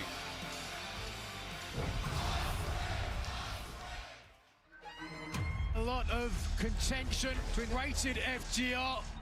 The Death Riders, they have had Rated FTR's number at every turn. A miscalculation from Adam Copeland. What the hell did we just see? He's got 2 chairs in his hand. Dax has lost it. No, oh my God. Oh. This is a man in Copeland who opened his home. And not again. Was this premeditated? They're trying to end this man's career. This is brutal. Is this the last time we see Adam Copeland in professional wrestling? It is widely known that a few years ago, Adam Copeland suffered a neck injury that was thought to be the end of his career. A few years ago, that was back in like 2011. The injuries that he sustained at Dynasty have ruled him out indefinitely, Tony. Well, I've seen a lot of things in my career, starting with the Four Horsemen back in the 80s and going all the way through what happened on Sunday night. And I've seen a lot of despicable, underhanded, loathsome things. But Dax and Cash, that was the pinnacle of them all. Absolutely. That was it? Disappointed in you. I'm disappointed in Dax. I would even think your young daughter disappointed in what you did to Adam that's Copeland. not going to go over good with Dax. End his career. It was premeditated, in my words. I can tell you that right now. And it was a horrific act that was absolutely uncalled for, and we wish Copeland all the best on his road to recovery. But worse. Uh-oh. Here's the Hurt Syndicate. The AEW Tag Team Champions Bobby Lashley and Shelton Benjamin, victorious at AEW Dynasty, defeating Big Bill and Brian Keith. Bobby Lashley, the Hurt Syndicate. Bobby Lashley, Shelton Benjamin, still the AEW World Tag Team Champions, though they had an assist, a big right hand coming from an unexpected source, a right hand that was covered in that Dynamite Diamond ring, Tony. Completely unexpected as you watch Big Bill. Look at this. What a cheap shot. Something he's known for over and over again. MJF trying to ingratiate himself to Bobby Lashley and Shelton Benjamin, the two members of the Hurt Syndicate that were the most vocal about not trusting Maxwell Jacob Friedman. MVP, of course, with no such reservations. He and MJF, they go back a few years, Taz. Oh, yeah. But MVP unable to convince Lashley and Benjamin, unable to fully vouch for MJF. Oh, thus far, yeah. But yeah, big celebration here for my Hurt friends. My old friends, these guys. I got a lot of friends. These are 3 good friends to have.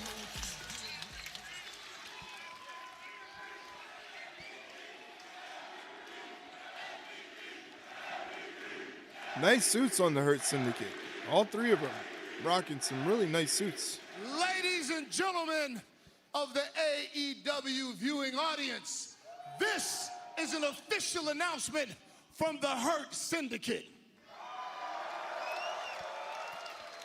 Punks jump up to get beat down. 2 more challengers stepped up for the AEW Tag Team Championships, and 2 more challengers got beat down. They did. So right now, if you all would be so kind in joining me and my colleagues in a toast to celebrate yet another successful. Oh, you got the whole bottle.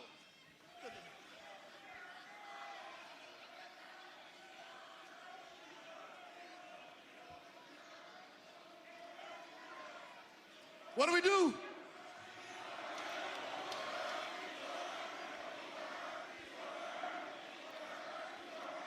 Please join me in a toast as we celebrate yet another successful championship defense. Oh. Here's MJF. The would-be 4th member of the Hurt Syndicate, Maxwell Jacob Friedman, MJF. And nobody is surprised. Not only that he's here, but the timing. And Tez, Hurt Syndicate on Sunday Dynasty, they seem to have the match well in hand. I'm not sure they really needed the assist from MJF. I think you're right about that. I think that's why we saw Lashley and Shelton kind of looking at each other and then looking at MJF. Like Dude's got Burberry slip-ons on. When he popped Big Bill with that Dynamite diamond ring. I don't think they need anybody's help, to be honest with you. He's just standing like... What is he doing? I don't know. He's in the lineup here with these guys. What is MJF doing? He thinks he's a teammate. Well, give him a glass. He thinks he's on the team. The Chardonnay there, whatever's going on, that Merlot, whatever we're drinking. Bobby Lashley doesn't look amused. Face of Lashley, would you? Bobby Lashley does not look amused at all.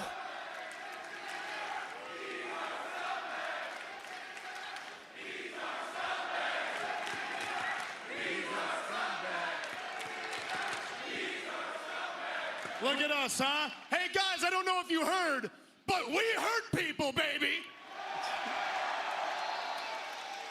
This is great. This is great. Guys, look at us, huh? Dripping in gold. You're welcome, by the way. I am so happy. This couldn't have came at a better time, mind you, because that guy, Tony Khan, he wanted me to do the Owen Cup tournament so I could what? Sweat my balls off, break my back, wrestle every week like some schmuck? I don't think so, Maryland. See, I work smarter, not harder, and now that I'm rolling with the syndicate, whoo! Daddy gets to cut the line and get back what is rightfully mine, and that is that Triple B, baby. Awfully presumptuous I mean, think on a about number it. of levels. This is a perfect business relationship. I scratch your guys' back by helping you maintain your tag team titles, because let's face it, without my Bobby help, Lashley looks woof. pissed. And now you guys get to help little old me. It's great. Everybody wins. Everybody wins. Bobby Lashley So, looks pissed. Montel, serious question. How does the initiation process work? Do I have to sign a contract just like one of those old school Blood Brothers deals? Shut up, Max. Shut your friggin' mouth. Everybody saw what you did last weekend. I didn't see it at the time, but when I turned around, I saw Big Bill standing, so I cut him in half and finished him, because that's what we do. Now you tried to help us, which I thought was really cute, but you didn't get the job done. So Max, that is yet another reason why we don't need you. That's cool. Hey, first of all, don't point at me. I can Second point of at you. all, Don't he raise wasn't your standing, mouth he at was me. falling. I will And slap you the didn't piss realize out that of you 'cause you're if you blind as think a you're going bat. to talk. Bob. Don't talk to me or I will hurt you. I will hurt you. I wouldn't mess with Bobby Lashley. You better respect me. I wouldn't mess with Bobby Lashley. All right, everybody just take it easy. Cool off a second. Sheldon, just give me a second here, all right? Max, you know how I feel about you. We go back. We go way back. You guys know how I feel about Max. In order for you to be able to join the syndicate, you have to get 3 thumbs up. Now, you guys already know how I feel. Sheldon? Here we go, Sheldon. We go way back, baby. Right up.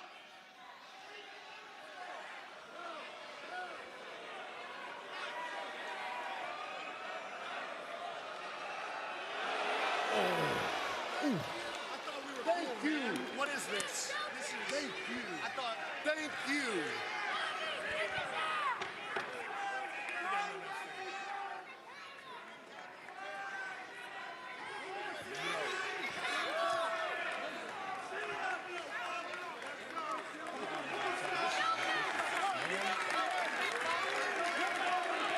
As persuasive as MVP can be, does not seem like he has even come remotely close to convincing. It was a vote. I thought it was fair. I know what MVP said was fair, in my opinion. You know, Max, you're not part of it. Settles the matter, doesn't it? Yes, sir. There is no 4th member of the Hurt Syndicate, much to the chagrin of that man, Maxwell Jacob Friedman, MJF. So I guess no MJF in the Hurt Syndicate. Head to the back where I understand our colleague, the remarkable Renee Paquette, is once again standing by. Megan Bayne, Megan Bayne. Penelope Ford. Lord. I had to catch up with you guys just to see how you were feeling following this honestly surprising loss to Toni Storm at Dynasty. That was a taste of defeat, but it changes nothing. Everything that this woman has been through is what just erased, all because Toni Storm barely survived. No, everything is just gonna get worse. This division cannot move on because she won't let it. She's gonna be at Collision, and she doesn't care who, she doesn't care how many. I will make you bow down. See what you did? Wow. Straight to the point. Anyway, I guess this is a commercial advertisement for upcoming shows for AEW. Really quickly, just want to get some stuff out of the way. If you want to follow us on Instagram, check us out on Instagram, instagram.com/ringside rundown. If you want some wrestling content in your Instagram feed. I've been saying it all night. We're multi-streaming on YouTube, so please check out the YouTube when you get a chance. And also check out the Ringside Rundown merchandise store when you get an opportunity. But, of course, the big thing is the podcast. We just dropped an episode of the podcast this morning. Episode 153 is myself and my co-host Shay Hickson talking about AEW Dynasty and also the segment between Charlotte Flair and Tiffany Stratton this past Friday on SmackDown. So go ahead and check that out. It is right here. We would love to get your opinions on it. If you love podcasts and wrestling podcasts, check it out and let us know what you think.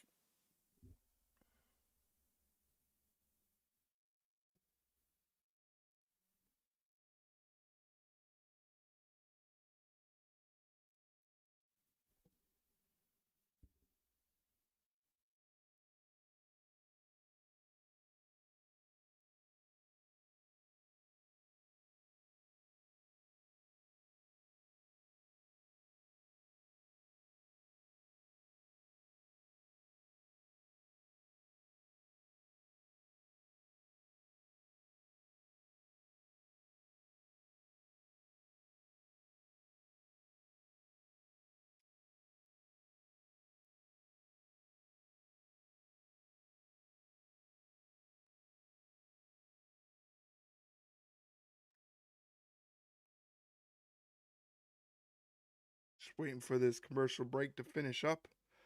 We still have Kris Statlander versus Thunder Rosa, so I'm assuming that'll be coming up fairly shortly. And then the main event is going to be the Opps, Samoa Joe and Hook, taking on the Death Riders Claudio Castagnoli and Wheeler Yuta. If you stuck around during the advertisement break, I appreciate you. Thank you very much for hanging out. Thank you for supporting the channel. It means a lot. But once again, just waiting for these commercials to wrap up so we can get back to what's going on AEW.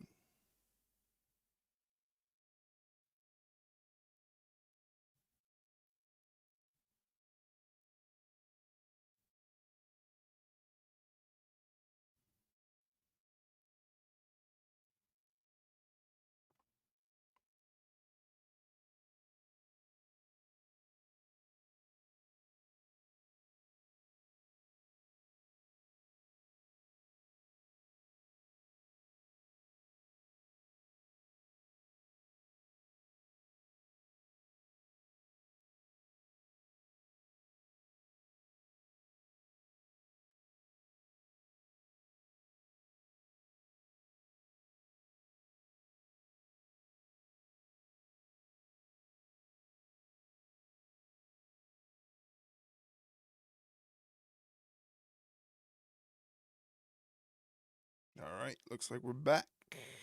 The brackets for the 2025 Owen Hart Foundation Women's Tournament. You see Mercedes Moné has already advanced. She will face the winner of Harley Cameron and Athena, which takes place this Saturday night at Collision. Also at Collision, Jamie Hayter and Billy Starks go one-on-one. But coming up next on Dynamite, we will have Thunder Rosa and Kris Statlander facing off for a spot in the semifinals, and we will be joined here at the desk by none other than the AEW Women's World Champion, Timeless Toni Storm. Oh yeah, that's right. Toni Storm is going to be on commentary. I forgot. Always an amazing moment when the Timeless One joins us.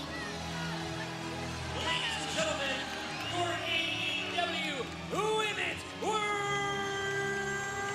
Champion, Timeless Toni Storm. And if you're curious as to why the AEW Women's World Champion is joining us here at the desk, it's because the winner of the... Oh, wait a minute, hold on a second. Oh, my goodness. What is she doing? What is she doing? This is your seat right here. Taking the scenic route. Whatever you want to do. Well, the winner of the 2025 Owen Hart Foundation Tournament will challenge for the AEW Women's World Championship coming up this summer at All In Texas, July 12th at Globe Life Field in Arlington. And Ms. Storm, welcome to the desk. Please, Mr. Tasmaniac, I moved your car, but I did leave my chewing tobacco in there. That's right, you were double parked on Saturday. I was in Philadelphia. I almost got told, yeah. This is a first-round match of the Owen Hart Foundation Tournament. For what all a 20-minute time limit. Approaching the ring from the graveyards of Tijuana, Mexico, Thunder Rosa. And Tony, the thing about the Tony Schiavone, I should say, yes. The thing about the Owen Hart Foundation Tournament is that, I mean, it is so loaded that you can see either very easily that Kris Statlander and Thunder Rosa could come away with a victory, but they're facing off in the first round. Facing off in the first round, and as you know, champion, winner of this tournament will get a title shot at All In Texas, July 12th. What could possibly Women's go wrestling wrong, is alive boys? and well. Well, I hope so. Well, If we didn't have Thunder women's Rosa very, wrestling, very we'd be well, in trouble. former Women's World Champ. Oh, yes, my good friend and associate. That's right. A very successful tag team together. Oh, yes, the Thunder Tits. Oh, interesting. That's what it was. Alrighty then.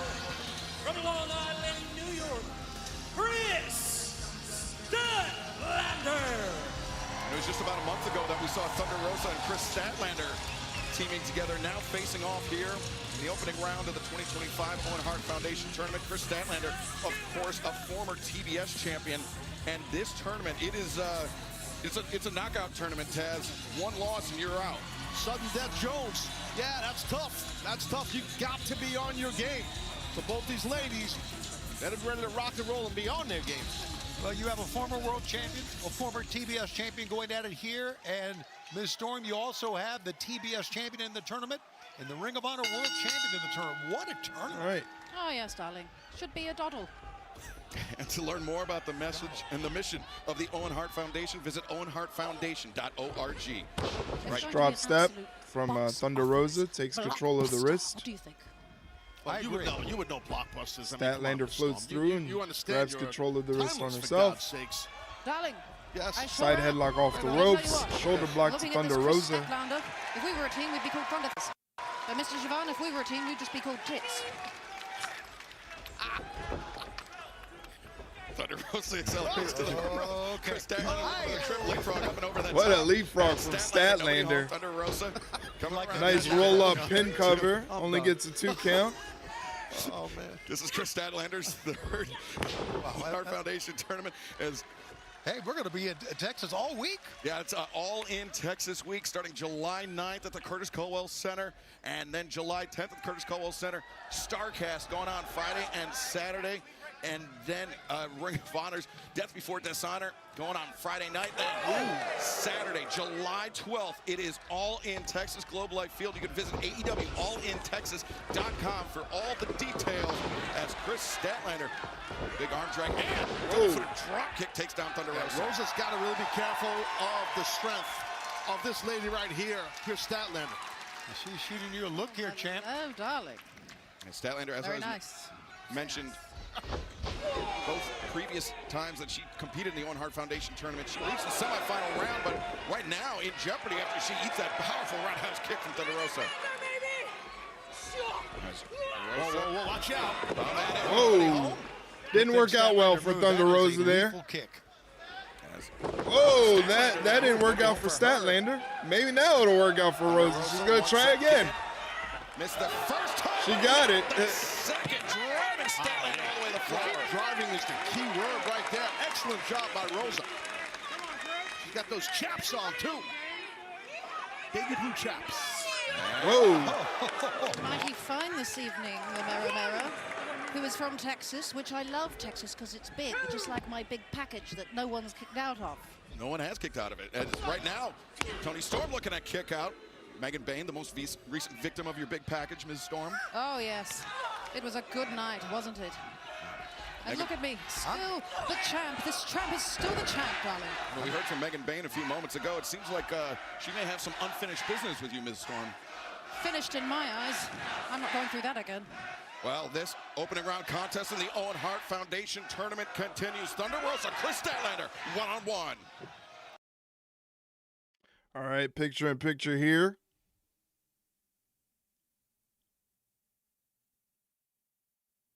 Big chop.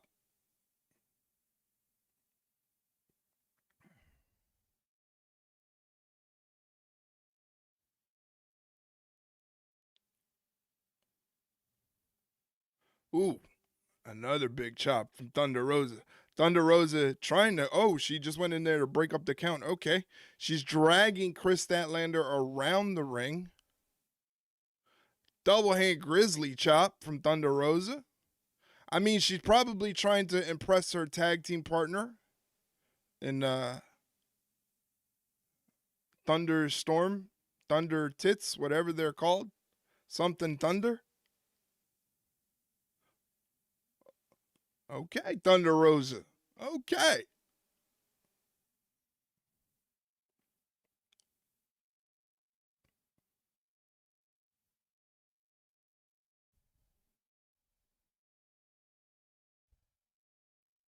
Oh, she gets trapped in a small package from Kris Statlander, but there's a kick out at 2. Statlander answers with a forearm and a chop. Shoots Rosa off the ropes, tilts a whirl into a backbreaker. Sort of in slow motion, Kris Statlander goes for the pin cover, only gets a 2 count. Puts a rear naked chin lock on Thunder Rosa.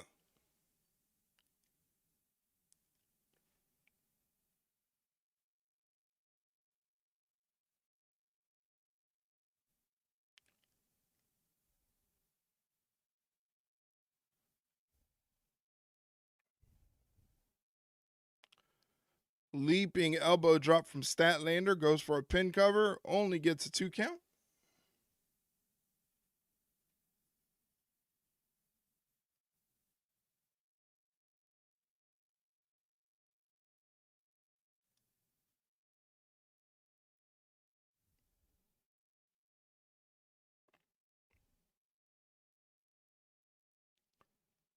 Statlander shoves Rosa into the ropes with a mean Irish whip.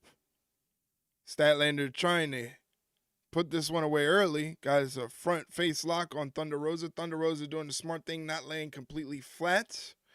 Statlander hits it with a gator roll, but again, Thunder Rosa doing the smart thing, not laying completely flat, which would definitely obstruct her breathing, making it hard for her to get out of the move.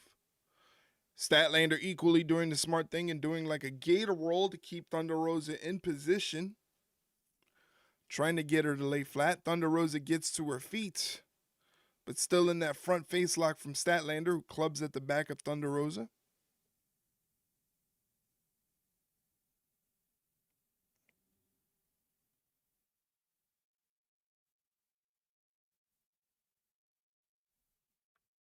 And we go back to the ringside. On TBS, streaming on Max, and a spot in the semifinal round of the 2025 Owen Hart Foundation Tournament is on the line.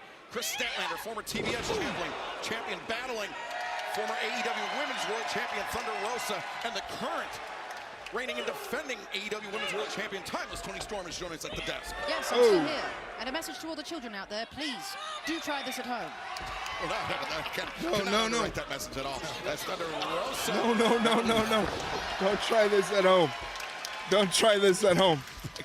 You gotta admit, Thunder Rosa, Northern Light suplex, 1, 2. Now Statlander able to break out. She's not only a great wrestler, she's our world champion, but she is a entertaining lady. By far my favorite Toni to work with. Okay. Cool. Wow. Favorite Toni You know, of the last night. time I wrestled that Kris Statlander, Yes. she dropped me on my head and I lost 3 inches. And then I saw Mr. Siobhan and I got it right back. Oh, wow. Wow. Same thing happened with Megan. Wow. Megan Bain. Yes. Mighty Meg. Main event Meg. You defeated this past Sunday at Dynasty, I sure did. pulling the big package. Oh, yes, the big package. It always does the trick. Let's stop right there. Kris Statlander. Tell everybody we'll begin to just Thunder Rosa looking for the Cazadora, but instead. Oh, Statlander countered the Cazadora into a blue thunder bomb. Nice. Nice counter. Yeah, Stat thought she got it. She kind of looked at the referee like, come on now. But Half a heartbeat away from advancing to the semifinals. Yeah, it was a strong, good kick out by Rosa. It definitely was. We may have asked this before, champ, but how do you combat a power like Kris Statlander? Well, that's a good question. What the hell would I do? Yeah. You're very savvy. You're very quick and athletic. Yeah. I mean, Kris Looks like Statlander, very Rosa's similar, going for a package. stylistically speaking, to Megan Bain. I am, but look at those juicy muscles. What is it with all these women and these juicy muscles? Rosa countering out the fireman's carry from Statlander, and now Thunder Rosa floats over. Float over. And Oh! destroyer by Thunder Rosa. How do you hit a float over destroyer like that? Made and no, Statlander What the F kicking was out. that? Barely. Barely. A great desperation move. Good God. Rosa cannot believe it. Thunder Rosa is shocked and appalled that she didn't get the win there. I don't blame her for being shocked. Thunder Rosa, Kris Statlander battling for a spot in the semifinals where they will face, the winner of this match will face the winner of Jamie Hayter and Billy Starks, which is taking place this Saturday night on Collision, and Thunder Rosa might be punching her ticket to the semis. No! Statlander showing that toughness. Impressive kickouts. Rosa's furious right now. And of course, the finals of the 2025 Owen Hart Foundation Tournament take place at Double or Nothing on Sunday, May 25th, Desert Diamond Arena, Glendale, Arizona. The winner of the women's tournament will challenge for the AEW Women's World Championship at All In Texas on July 12th. Oh! As Toni Storm, Clobbered with we that are lariat. witnessing a comeback by Kris Statlander. Statlander. Uh-oh. Oh! Spiked her. Gotta be. 2, 3. Spiked her. Kris Statlander. Oh my goodness. Kris Statlander, victorious, advancing to the semifinal round as Timeless Toni Storm, the AEW Women's World Champion, giving a round of applause to the victorious Kris Statlander. Standing ovation, basically. It was a hard-fought battle, but the Saturday Night Fever getting the win for Kris Statlander as Timeless Toni Storm looking on in appreciation. And here we take a look at the updated brackets. Kris Statlander advancing to the semifinal round where she awaits the winner of Jamie I would love Hayter to. and Jamie Billy Hayter, Starks Kris taking place Statlander this would be Saturday night in a amazing. collision. Mercedes Moné also earning her spot in the semifinals as she will face the winner of Athena and Harley Cameron. And we're That's going to be interesting to see how they make that happen. In the semifinals, he waits for either Brody King or Konosuke Takeshita. Kyle Fletcher likewise in the semis, facing Hangman Page or the wild card. And right now, I understand Don Callis is standing by with both men of the family that are participating in the tournament. All signs are pointing and all roads are leading to a Proto Shida final for the Don Callis family in the Owen Hart tournament. I mean, the protostar here, he already beat that degenerate Mark Briscoe. And even though Brody King got one over on the Don Callis family when he beat Lance Archer, I can tell you, my word, it shan't happen again because we've got valuable intel and you're in the ring, Brody King, with the Alpha. Look at these two. I mean, in their 20s, jacked, oiled up, hot, the talk of the town. Very healthy young men. You know who's not healthy? A couple other members of the Don Callis family. So I'm gonna put it out there officially tonight. The Don Callis family, given the rash of injuries that has taken place, is now accepting potential new members. Send your resume, send your picture, send your bank account number, because as these guys are proven, this is straight to the top. Oh, man, Don Callis onward and upward. He's on to the next man. Next man up. Someone gets hurt.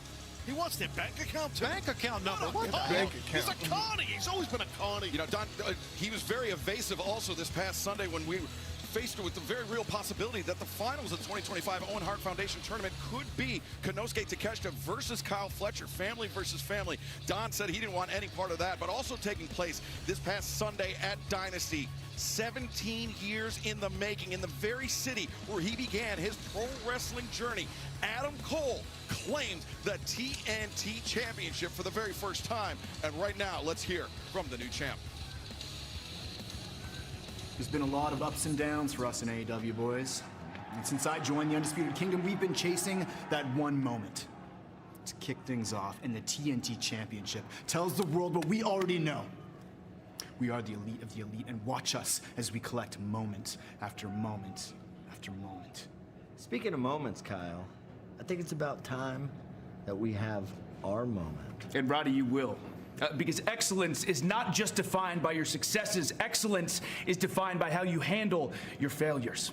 The past 2 years, I had been through hell and back. They were two of the most challenging years, not just of my career, but of my life. And now I stand before you, the face of TNT, your new AEW TNT champion. And trust me when I tell you, this is just the start for the three of us. Because it's a new era here in All Elite Wrestling. Because we are the Paragon, and that is undisputed. Kyle O'Reilly, Roderick Strong, Adam Cole, the Paragon. I think it fits. Yeah. Why are we watching the learning tree here? Ay, ay, ay. Gentlemen, the learning tree, Chris Jericho. Well, if you notice something missing from Chris Jericho's waist, it is the Ring of Honor World Championship.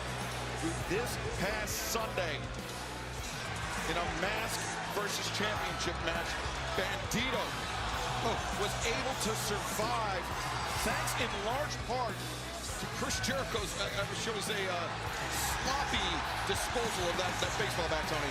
Yeah, you can see right there Bandito's mother and sister, and the match was restarted. And with the 21 clicks, we've got a new champion. How about that? A fantastic moment for Bandito, claiming the Ring of Honor World Championship for the second time, and I think also of equal importance, maintaining that mask, which is so important, such a big part of Lucha Libre culture.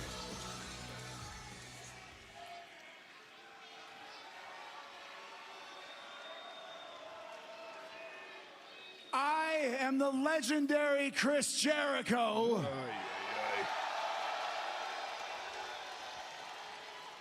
But I am no longer the Ring of Honor World Champion. Yay! On Sunday, I lost my match. I lost my tooth. And I lost my title.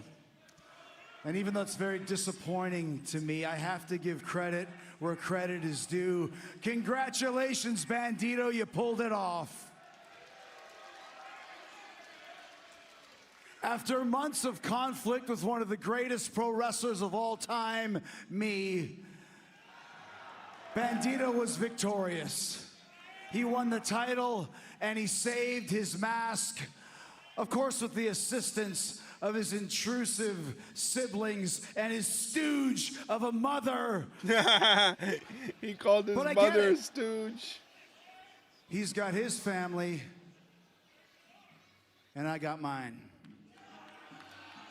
So I'm gonna bring him out right now. Please welcome Big Bill and Brian Keith. Big Bill, the Redwood, the Bad Apple, Brian Keith, the men that challenged the Hurt Syndicate. I found it interesting that, I'll let you finish your thought in a second, that these two men didn't come out with Chris, though, but maybe we'll find out. We're going to continue, please. Jericho, he was trying to motivate, trying to light a fire under Brian Keith and Big Bill, and ultimately they were unsuccessful challenging the Hurt Syndicate for the AEW World Tag Team Championship, but MJF, that right hand, that Dynamite Diamond Ring, that undoubtedly played a role in how that match turned out. But Big Bill and Brian Keith gave it a shot, won a match that MVP told them had to go out and win some matches. They won, and they got a title shot. Of course, Big Bill knows what it's like to be a World Tag Team Champion in AEW. You know, I was hoping that all three of us would have championships here tonight, because I was hoping that the two of you would win the AEW World Tag Team Championships at Dynasty. But you didn't do it, did you? Nope. And that's why I wanted to...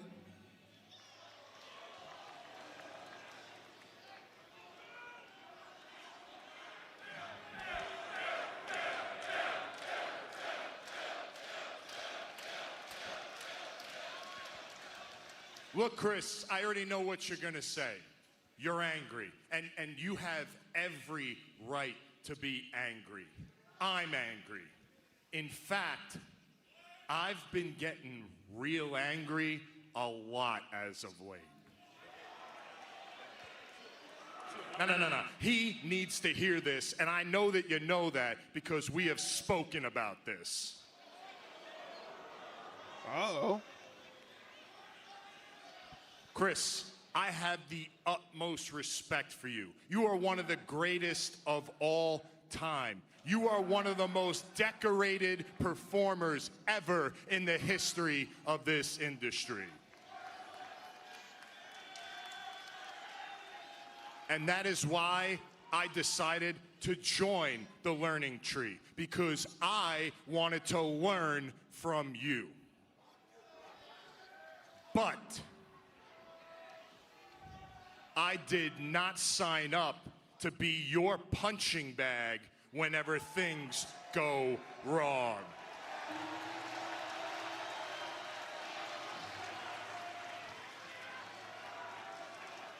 So, if we are out here so that you can teach us something, by all means, go ahead, teach. But if we are out here so that you can berate us and publicly humiliate us, then let me know right now. Oh.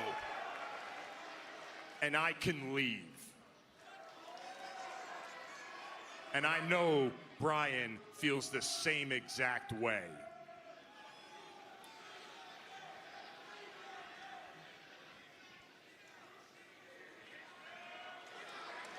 Oh, shit. Do ya? Yep. Because that's not why I brought you out here. That's not why I brought either one of you out here. And if that's what you think, then you have a lot more to learn than I thought. I believe in you. And when I said I wanted you to win the world championships, I meant it. Because I care about both of you. I handpicked both of you to stand by me, to teach you, to help you, and believe me, I don't have to help anybody in AEW if I don't want to, okay? But you have potential. You're future world champions. And that's why your victories are my victories. And your failures are my failures. And that's why I'm empathetic to you, Bill, for not being there for me on Sunday when I needed you most. I lost the Ring of Honor Championship, and you weren't there. Some might say it's your fault that I lost that match.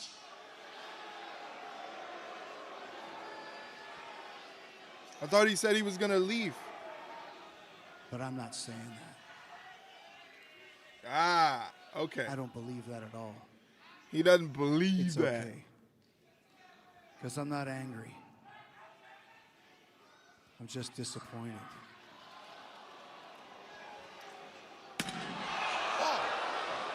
I'm not angry. I'm just disappointed. I'm not angry. I'm just disappointed. I'm just disappointed. I'm disappointed. I'm disappointed. I'm disappointed. I'm disappointed. I'm disappointed. Whoa. We apologize for Kris. Now, he's gone bye-bye. He is snapped. In you.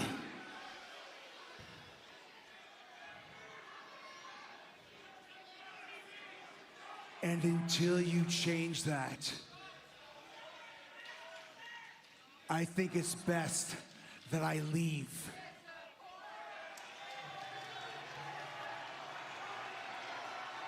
And Kris just unhinged here. Wow, he needs to. He just needs to cool off. And what do you mean by just leaves? Just I don't know. Yeah, leave. Don't come back. You know what? I don't know what that means. I've known Chris Jericho since '97, and Taz, you've known him a long time. I've never seen him like this. Yeah, no, I've known him before that. Yeah, right. I've never seen him like this either.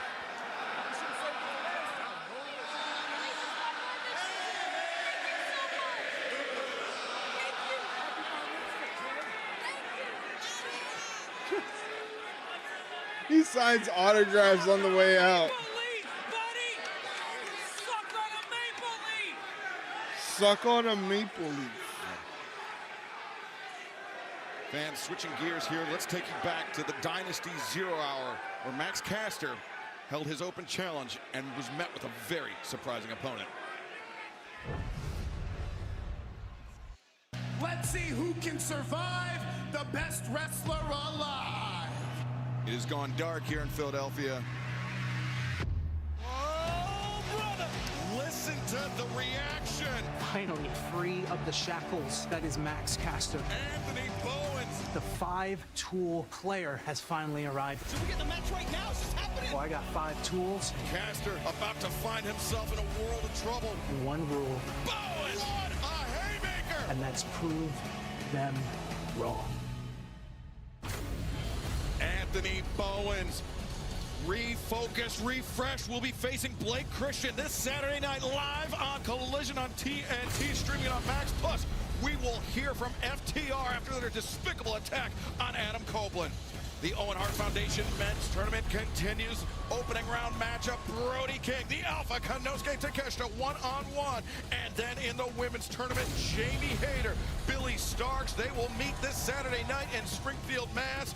And Harley Cameron faces the dominant Ring of Honor Women's World Champion Athena, with Mercedes Moné, the CEO, waiting in the semifinals, and she will face either Athena or Harley Cameron 1 week from tonight on Spring Breakthrough. But right now, let's head to the back where our colleague Alicia Duke is standing by. Guys, I'm here with the Hurt Syndicate. Now, over the last few weeks, we've seen some interesting interactions with MJF. So where do things go from here? Why are we talking about MJF? Yeah, everybody knows MJF is not to be trusted. And then after what he said out there tonight, listen, I don't like him. And we don't need him. You're right. We don't need anybody. But little George Costanza is kind of funny. George Costanza. I'm gonna talk to him. Look, right now we're trying to. Come in. Excuse me. Honey, this is a A-B conversation, so why don't you see your little skank ass out of here? Bye-bye. Catch you around. I'm so sorry you had to see that, Montel. But I gotta be honest with you, I'm a little bit perturbed, okay? Can I ask you a question, plain and simple? Sure, go ahead. Do I look like a female dog to you, Montel? No, Max. What's your point? My point is, then why do I keep getting treated like some punk bitch, okay? Do these guys not know who the hell I am, Montel? I'm MJF, okay? That's the problem. They know exactly who you are. Your reputation precedes you. Now, this is business. We're businessmen. In the world of business, you get your consumer, you find out what they want, and you give it to them. Damn, okay. What do the Hurt Syndicate want? Very interesting. All right, I gotta mute this really quickly so I don't get in trouble. But that's a very interesting way to go about things. I'm weirdly into this story between MJF and the Hurt Syndicate. Not for any other reason. Like, I don't really care if he ends up joining the Hurt Syndicate or not. It's just a very interesting story to me, regardless. So, interested to see which way it goes. Interested in seeing which way it goes. What can MJF do? What can MJF give Bobby Lashley and Shelton Benjamin, you know?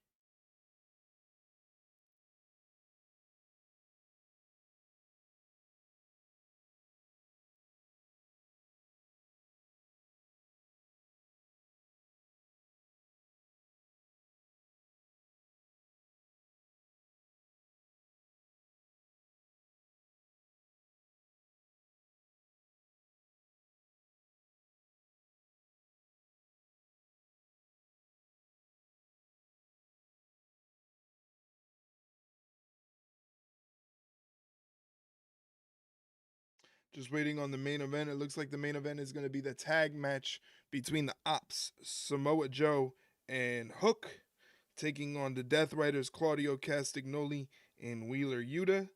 That's going to be a pretty good main event. I hope it doesn't end up like what happened to Pac. I hope he's okay. Wonder if we're going to get any word what's going on with Pac.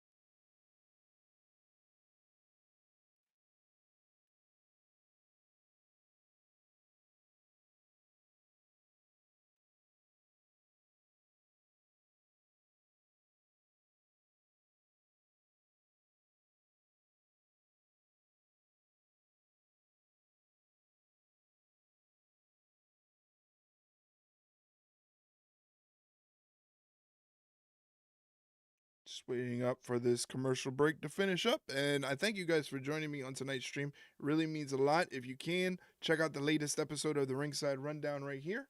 That is the latest episode. That is the Spotify link, but it is available on any podcast platform you can think of. And if not, do me a favor, hit me up on social media. Let me know what platform you use to listen to your podcast and let me know that the Ringside Rundown is not on there, and I would make sure that it happens as we head back to the show.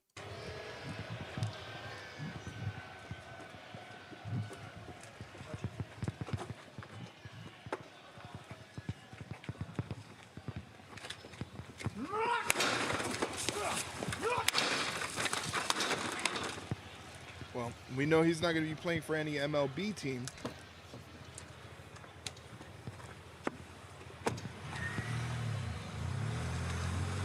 An unhinged Chris Jericho continuing his, shall we say, temper tantrum. He may be more dangerous than ever now. I'm not sure what to make of all of this.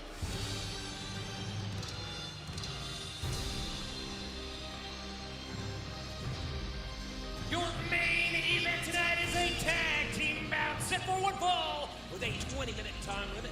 Introducing first, at a combined weight of 451 pounds, they are 2/3 of the AEW World Tourney Champions, Wheeler Yuta and Claudio Castagnoli. Two very, very dangerous men, Tony. We've seen them, we've seen them do all manner of things to help Jon Moxley maintain his grip on the AEW World Championship. I mean, he's dubbed Claudio Castagnoli the Death Rider's emissary of violence. Well, there's no low they won't stoop to, I can tell you that. And they have protected Jon Moxley and that world title at every turn. And no doubt, they've been great soldiers. Right? Yeah, I mean, really, Jon Moxley's iron fist. Yeah, they have. Along with Pac, obviously. But yeah, I mean, like, they're gonna have the hands full here in this matchup because both teams are kind of evenly matched up in essence. It's this guy with the thumbs down. Is he another Don Callis impersonator? The score on his. What the? What's going on?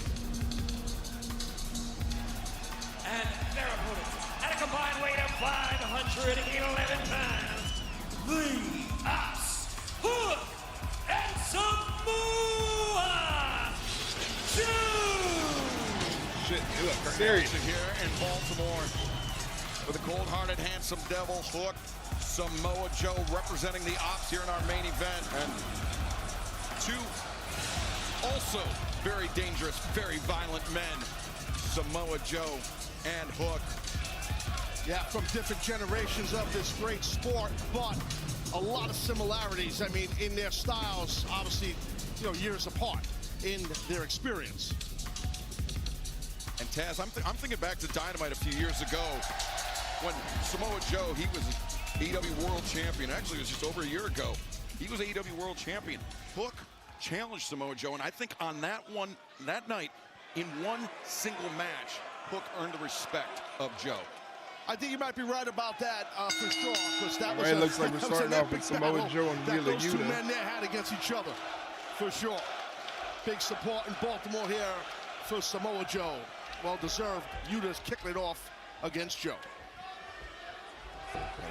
Drop step there by Wheeler Yuta, Samoa Joe. Yuta's got to try to use his quickness here against Joe, giving up size to Joe, obviously.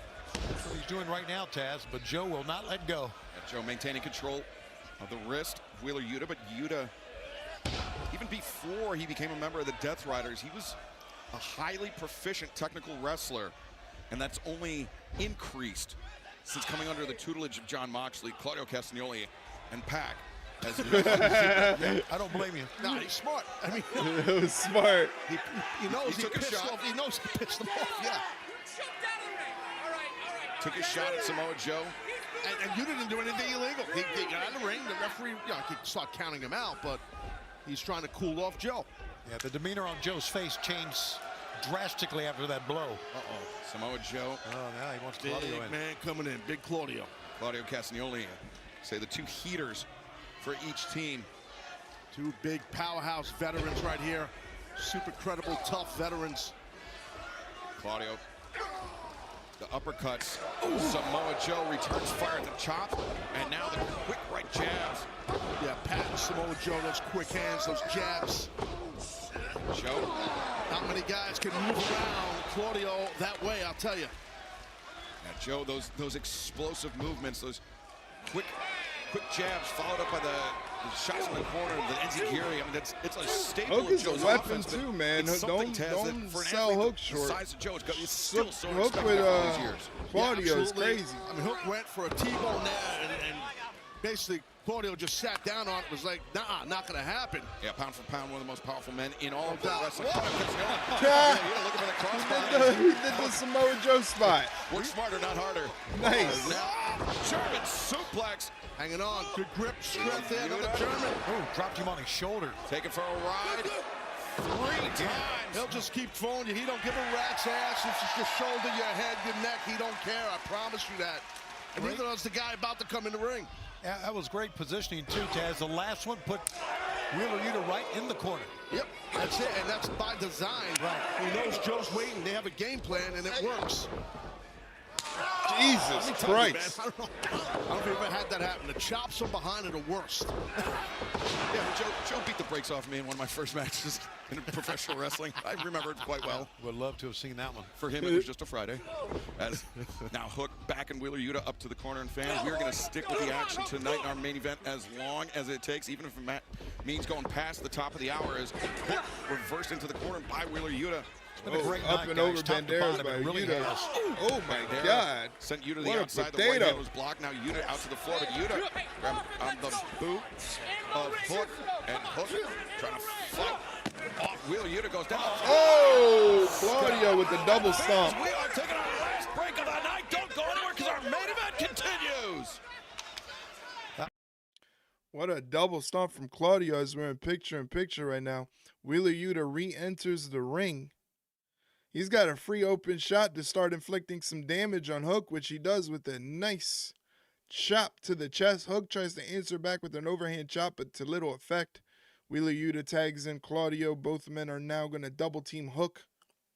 Big double boot to Hook. Drops him flat on his back on the canvas. Wheeler Yuta taking time to gloat to the fans as Claudio Castagnoli just stands there menacingly. Now Claudio's got Hook seated in the middle of the ring. Got both arms trapped. Got a double wrist lock on one. Oh, that's a weird looking double wrist lock.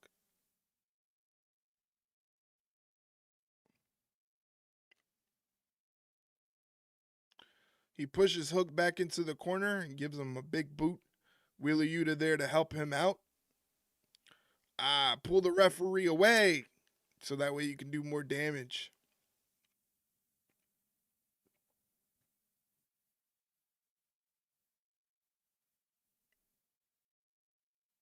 Wheeler Yuta gets tagged in. And a boot to Hook. Poor Hook.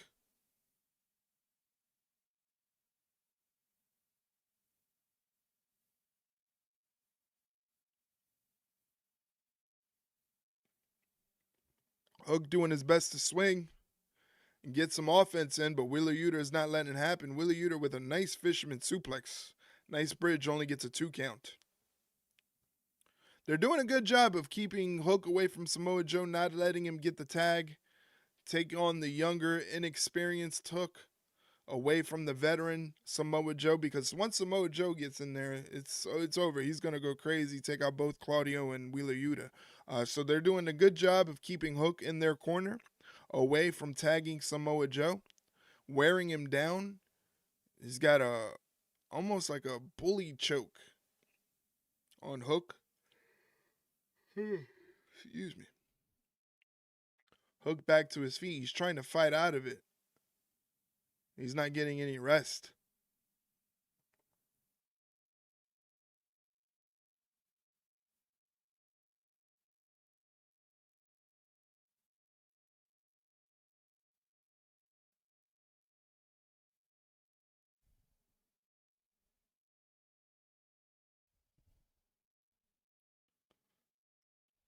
They're really wearing down Hook in the middle of the ring.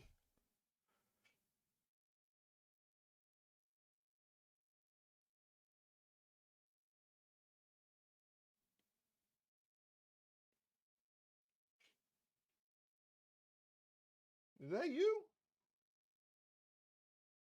Are you doing that? Watch Leroy. He's back there sleeping.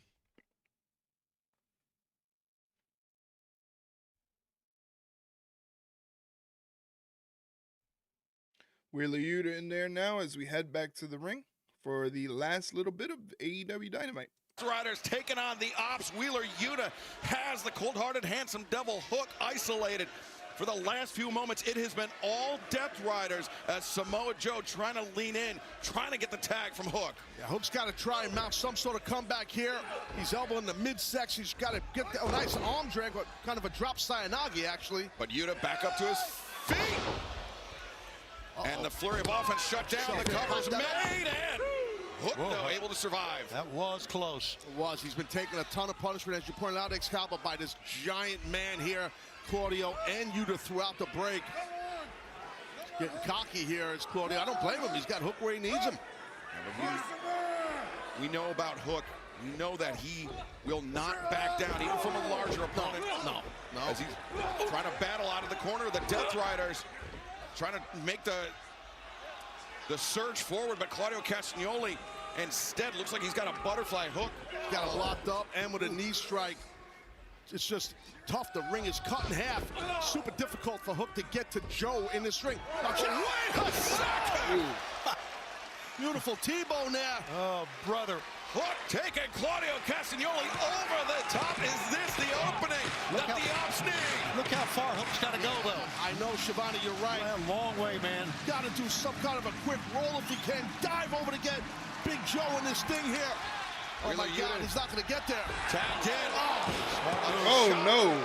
Joe hit hard. Joe's eyes were down. He was looking at Hook, and Yuta was able to take advantage, but now Yuta got taken over the top by Hook. Joe got hit hard on that one. Right, nobody home for Hook. And he's had a lot of offense by the Death Riders put on the cold-hearted, handsome devil. No one to tag, though. Well, Joe's hurt, guys. He's not moving much. As we talked about those blindside shots, when you don't see it coming, that's the worst. Joe, his eyes were locked in on Hook. Caught him flush, and steaming in with the uppercut. Oh, man. Claudio with the uppercut. Hook kicks out. Man, that was close. Like a freight train coming at Hook. Giant Claudio there. And now you can sense, they know they got Hook here. They got him. Oh! The combination, Yuta. The cover, 2, 3. Kicked out. He kicked out. Wow, that determination, Hook, is unbelievable. That left shoulder came up.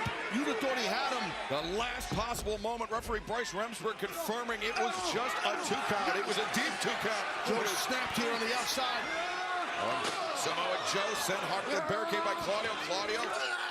Oh! Claudio just got Nagi'd on the outside. It's on.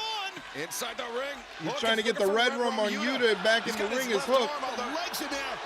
Somebody's here. Oh, wait a second. John Moxley. Coming in the ring. Yuta gouging the eyes. Just like how Moxley gouged the eyes of Katsuyori Shibata earlier tonight. You're exactly right. That's how the Death Riders work. They work as a unit, cohesively. Moxley now steel chair in hand, barking orders to Wheeler Yuta and the ref. Hey, Shibata. Shibata. And the red rum. Hook inside the ring. He's got red rum locked in. Red rum's locked in. The grip of the red rum. I don't know if he can. Samoa Joe. Coquina clutch on the outside. Coquina clutch on the floor. Got him down with the legs in.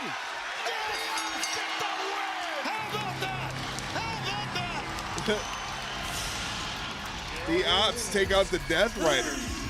Oh, man, that was close.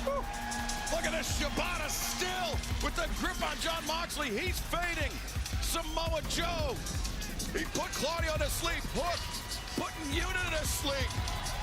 And what a battle. Shibata still got him. He still got him in there. Uh-oh.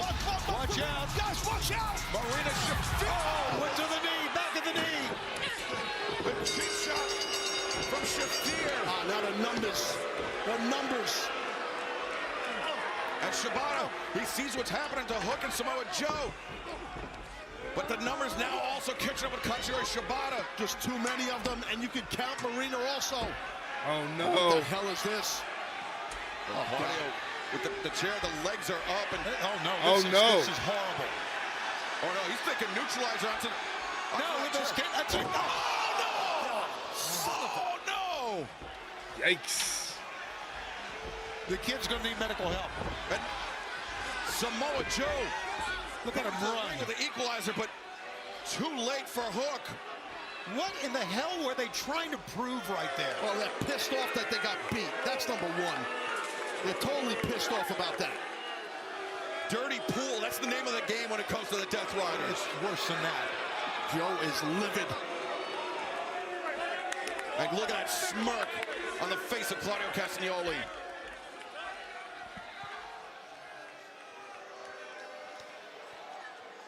Joe's got a mic in hand here.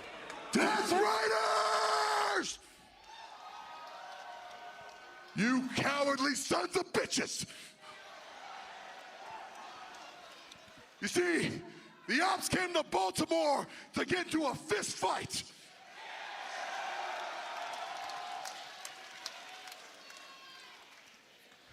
And it seems like the Death Riders are acting more like a bunch of right now, and they're coming out here and getting what they do what they Damn!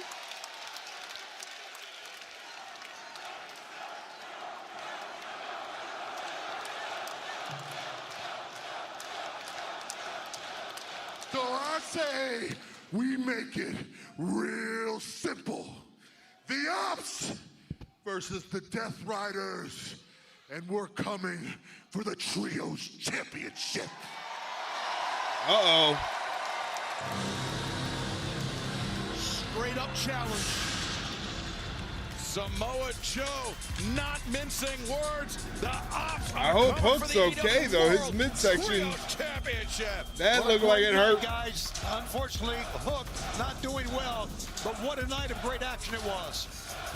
Fans, we will see you Saturday Good night to for see that he can Collision stand Live on up. TNT streaming on Max. Anthony Looks Bowens, like Blake the Christian, Opps are going after the Trios Championships. Will attempt to explain themselves. I can't imagine what they could possibly say. Owen Hart Foundation men's tournament action. Brody King and Konosuke Takeshita women's tournament action. Jamie Hayter, Billy Starks, plus Athena and Harley Cameron. The winner will face Mercedes Moné 1 week from tonight. Dynamite spring breakthrough in Boston. Thank you for joining us tonight on Dynamite. We will see you Saturday night for Collision. All right, there you go, ladies and gentlemen. That was the episode of AEW Dynamite tonight. Pretty good episode. Nothing too spectacular, nothing too crazy, nothing too outrageous, but pretty solid episode of Dynamite. I kind of enjoyed myself. And I thank you guys for being here on the stream. Do me a favor once again before I get out of here. Please go check out the latest episode of the Ringside Rundown podcast that is available on Spotify, Apple Podcast, iHeartRadio Podcast, Audible, Amazon Music. Basically, wherever you listen to podcasts, the show's available there. Just search the Ringside Rundown, hit follow or subscribe, and you'll never miss an episode. Also, check out our Ringside Rundown merch store where we have everything set up for the spring and the summer. It's unseasonably a little chilly right now, but that doesn't mean you can go ahead and get the jump on the season and have your t-shirts and tank tops and swim trunks ready for when summer comes about. There will be more stuff added to the Ringside Rundown merchandise store. So please do me a favor, check it out and let me know what you think of the stuff that we have there and maybe pick something up, and show your support for the Ringside Rundown. The next stream that will be happening will be on, what's today, Wednesday. Tomorrow's an off day. So after that, Friday Night SmackDown. It is Friday Night SmackDown. Should be a big Friday Night SmackDown. Very excited about what's going on in WWE and what they have going on. So please come join me for Friday Night SmackDown. I thank you guys for hanging out. Shout out to Mike and Botch for coming through the chat and saying hello and hanging out with me for a little bit. I greatly, greatly appreciate it. Until then, guys, I'm going to get the heck out of here. Thank you so much for the stream. Hopefully you guys take care of yourself and have a good one. Take care, guys.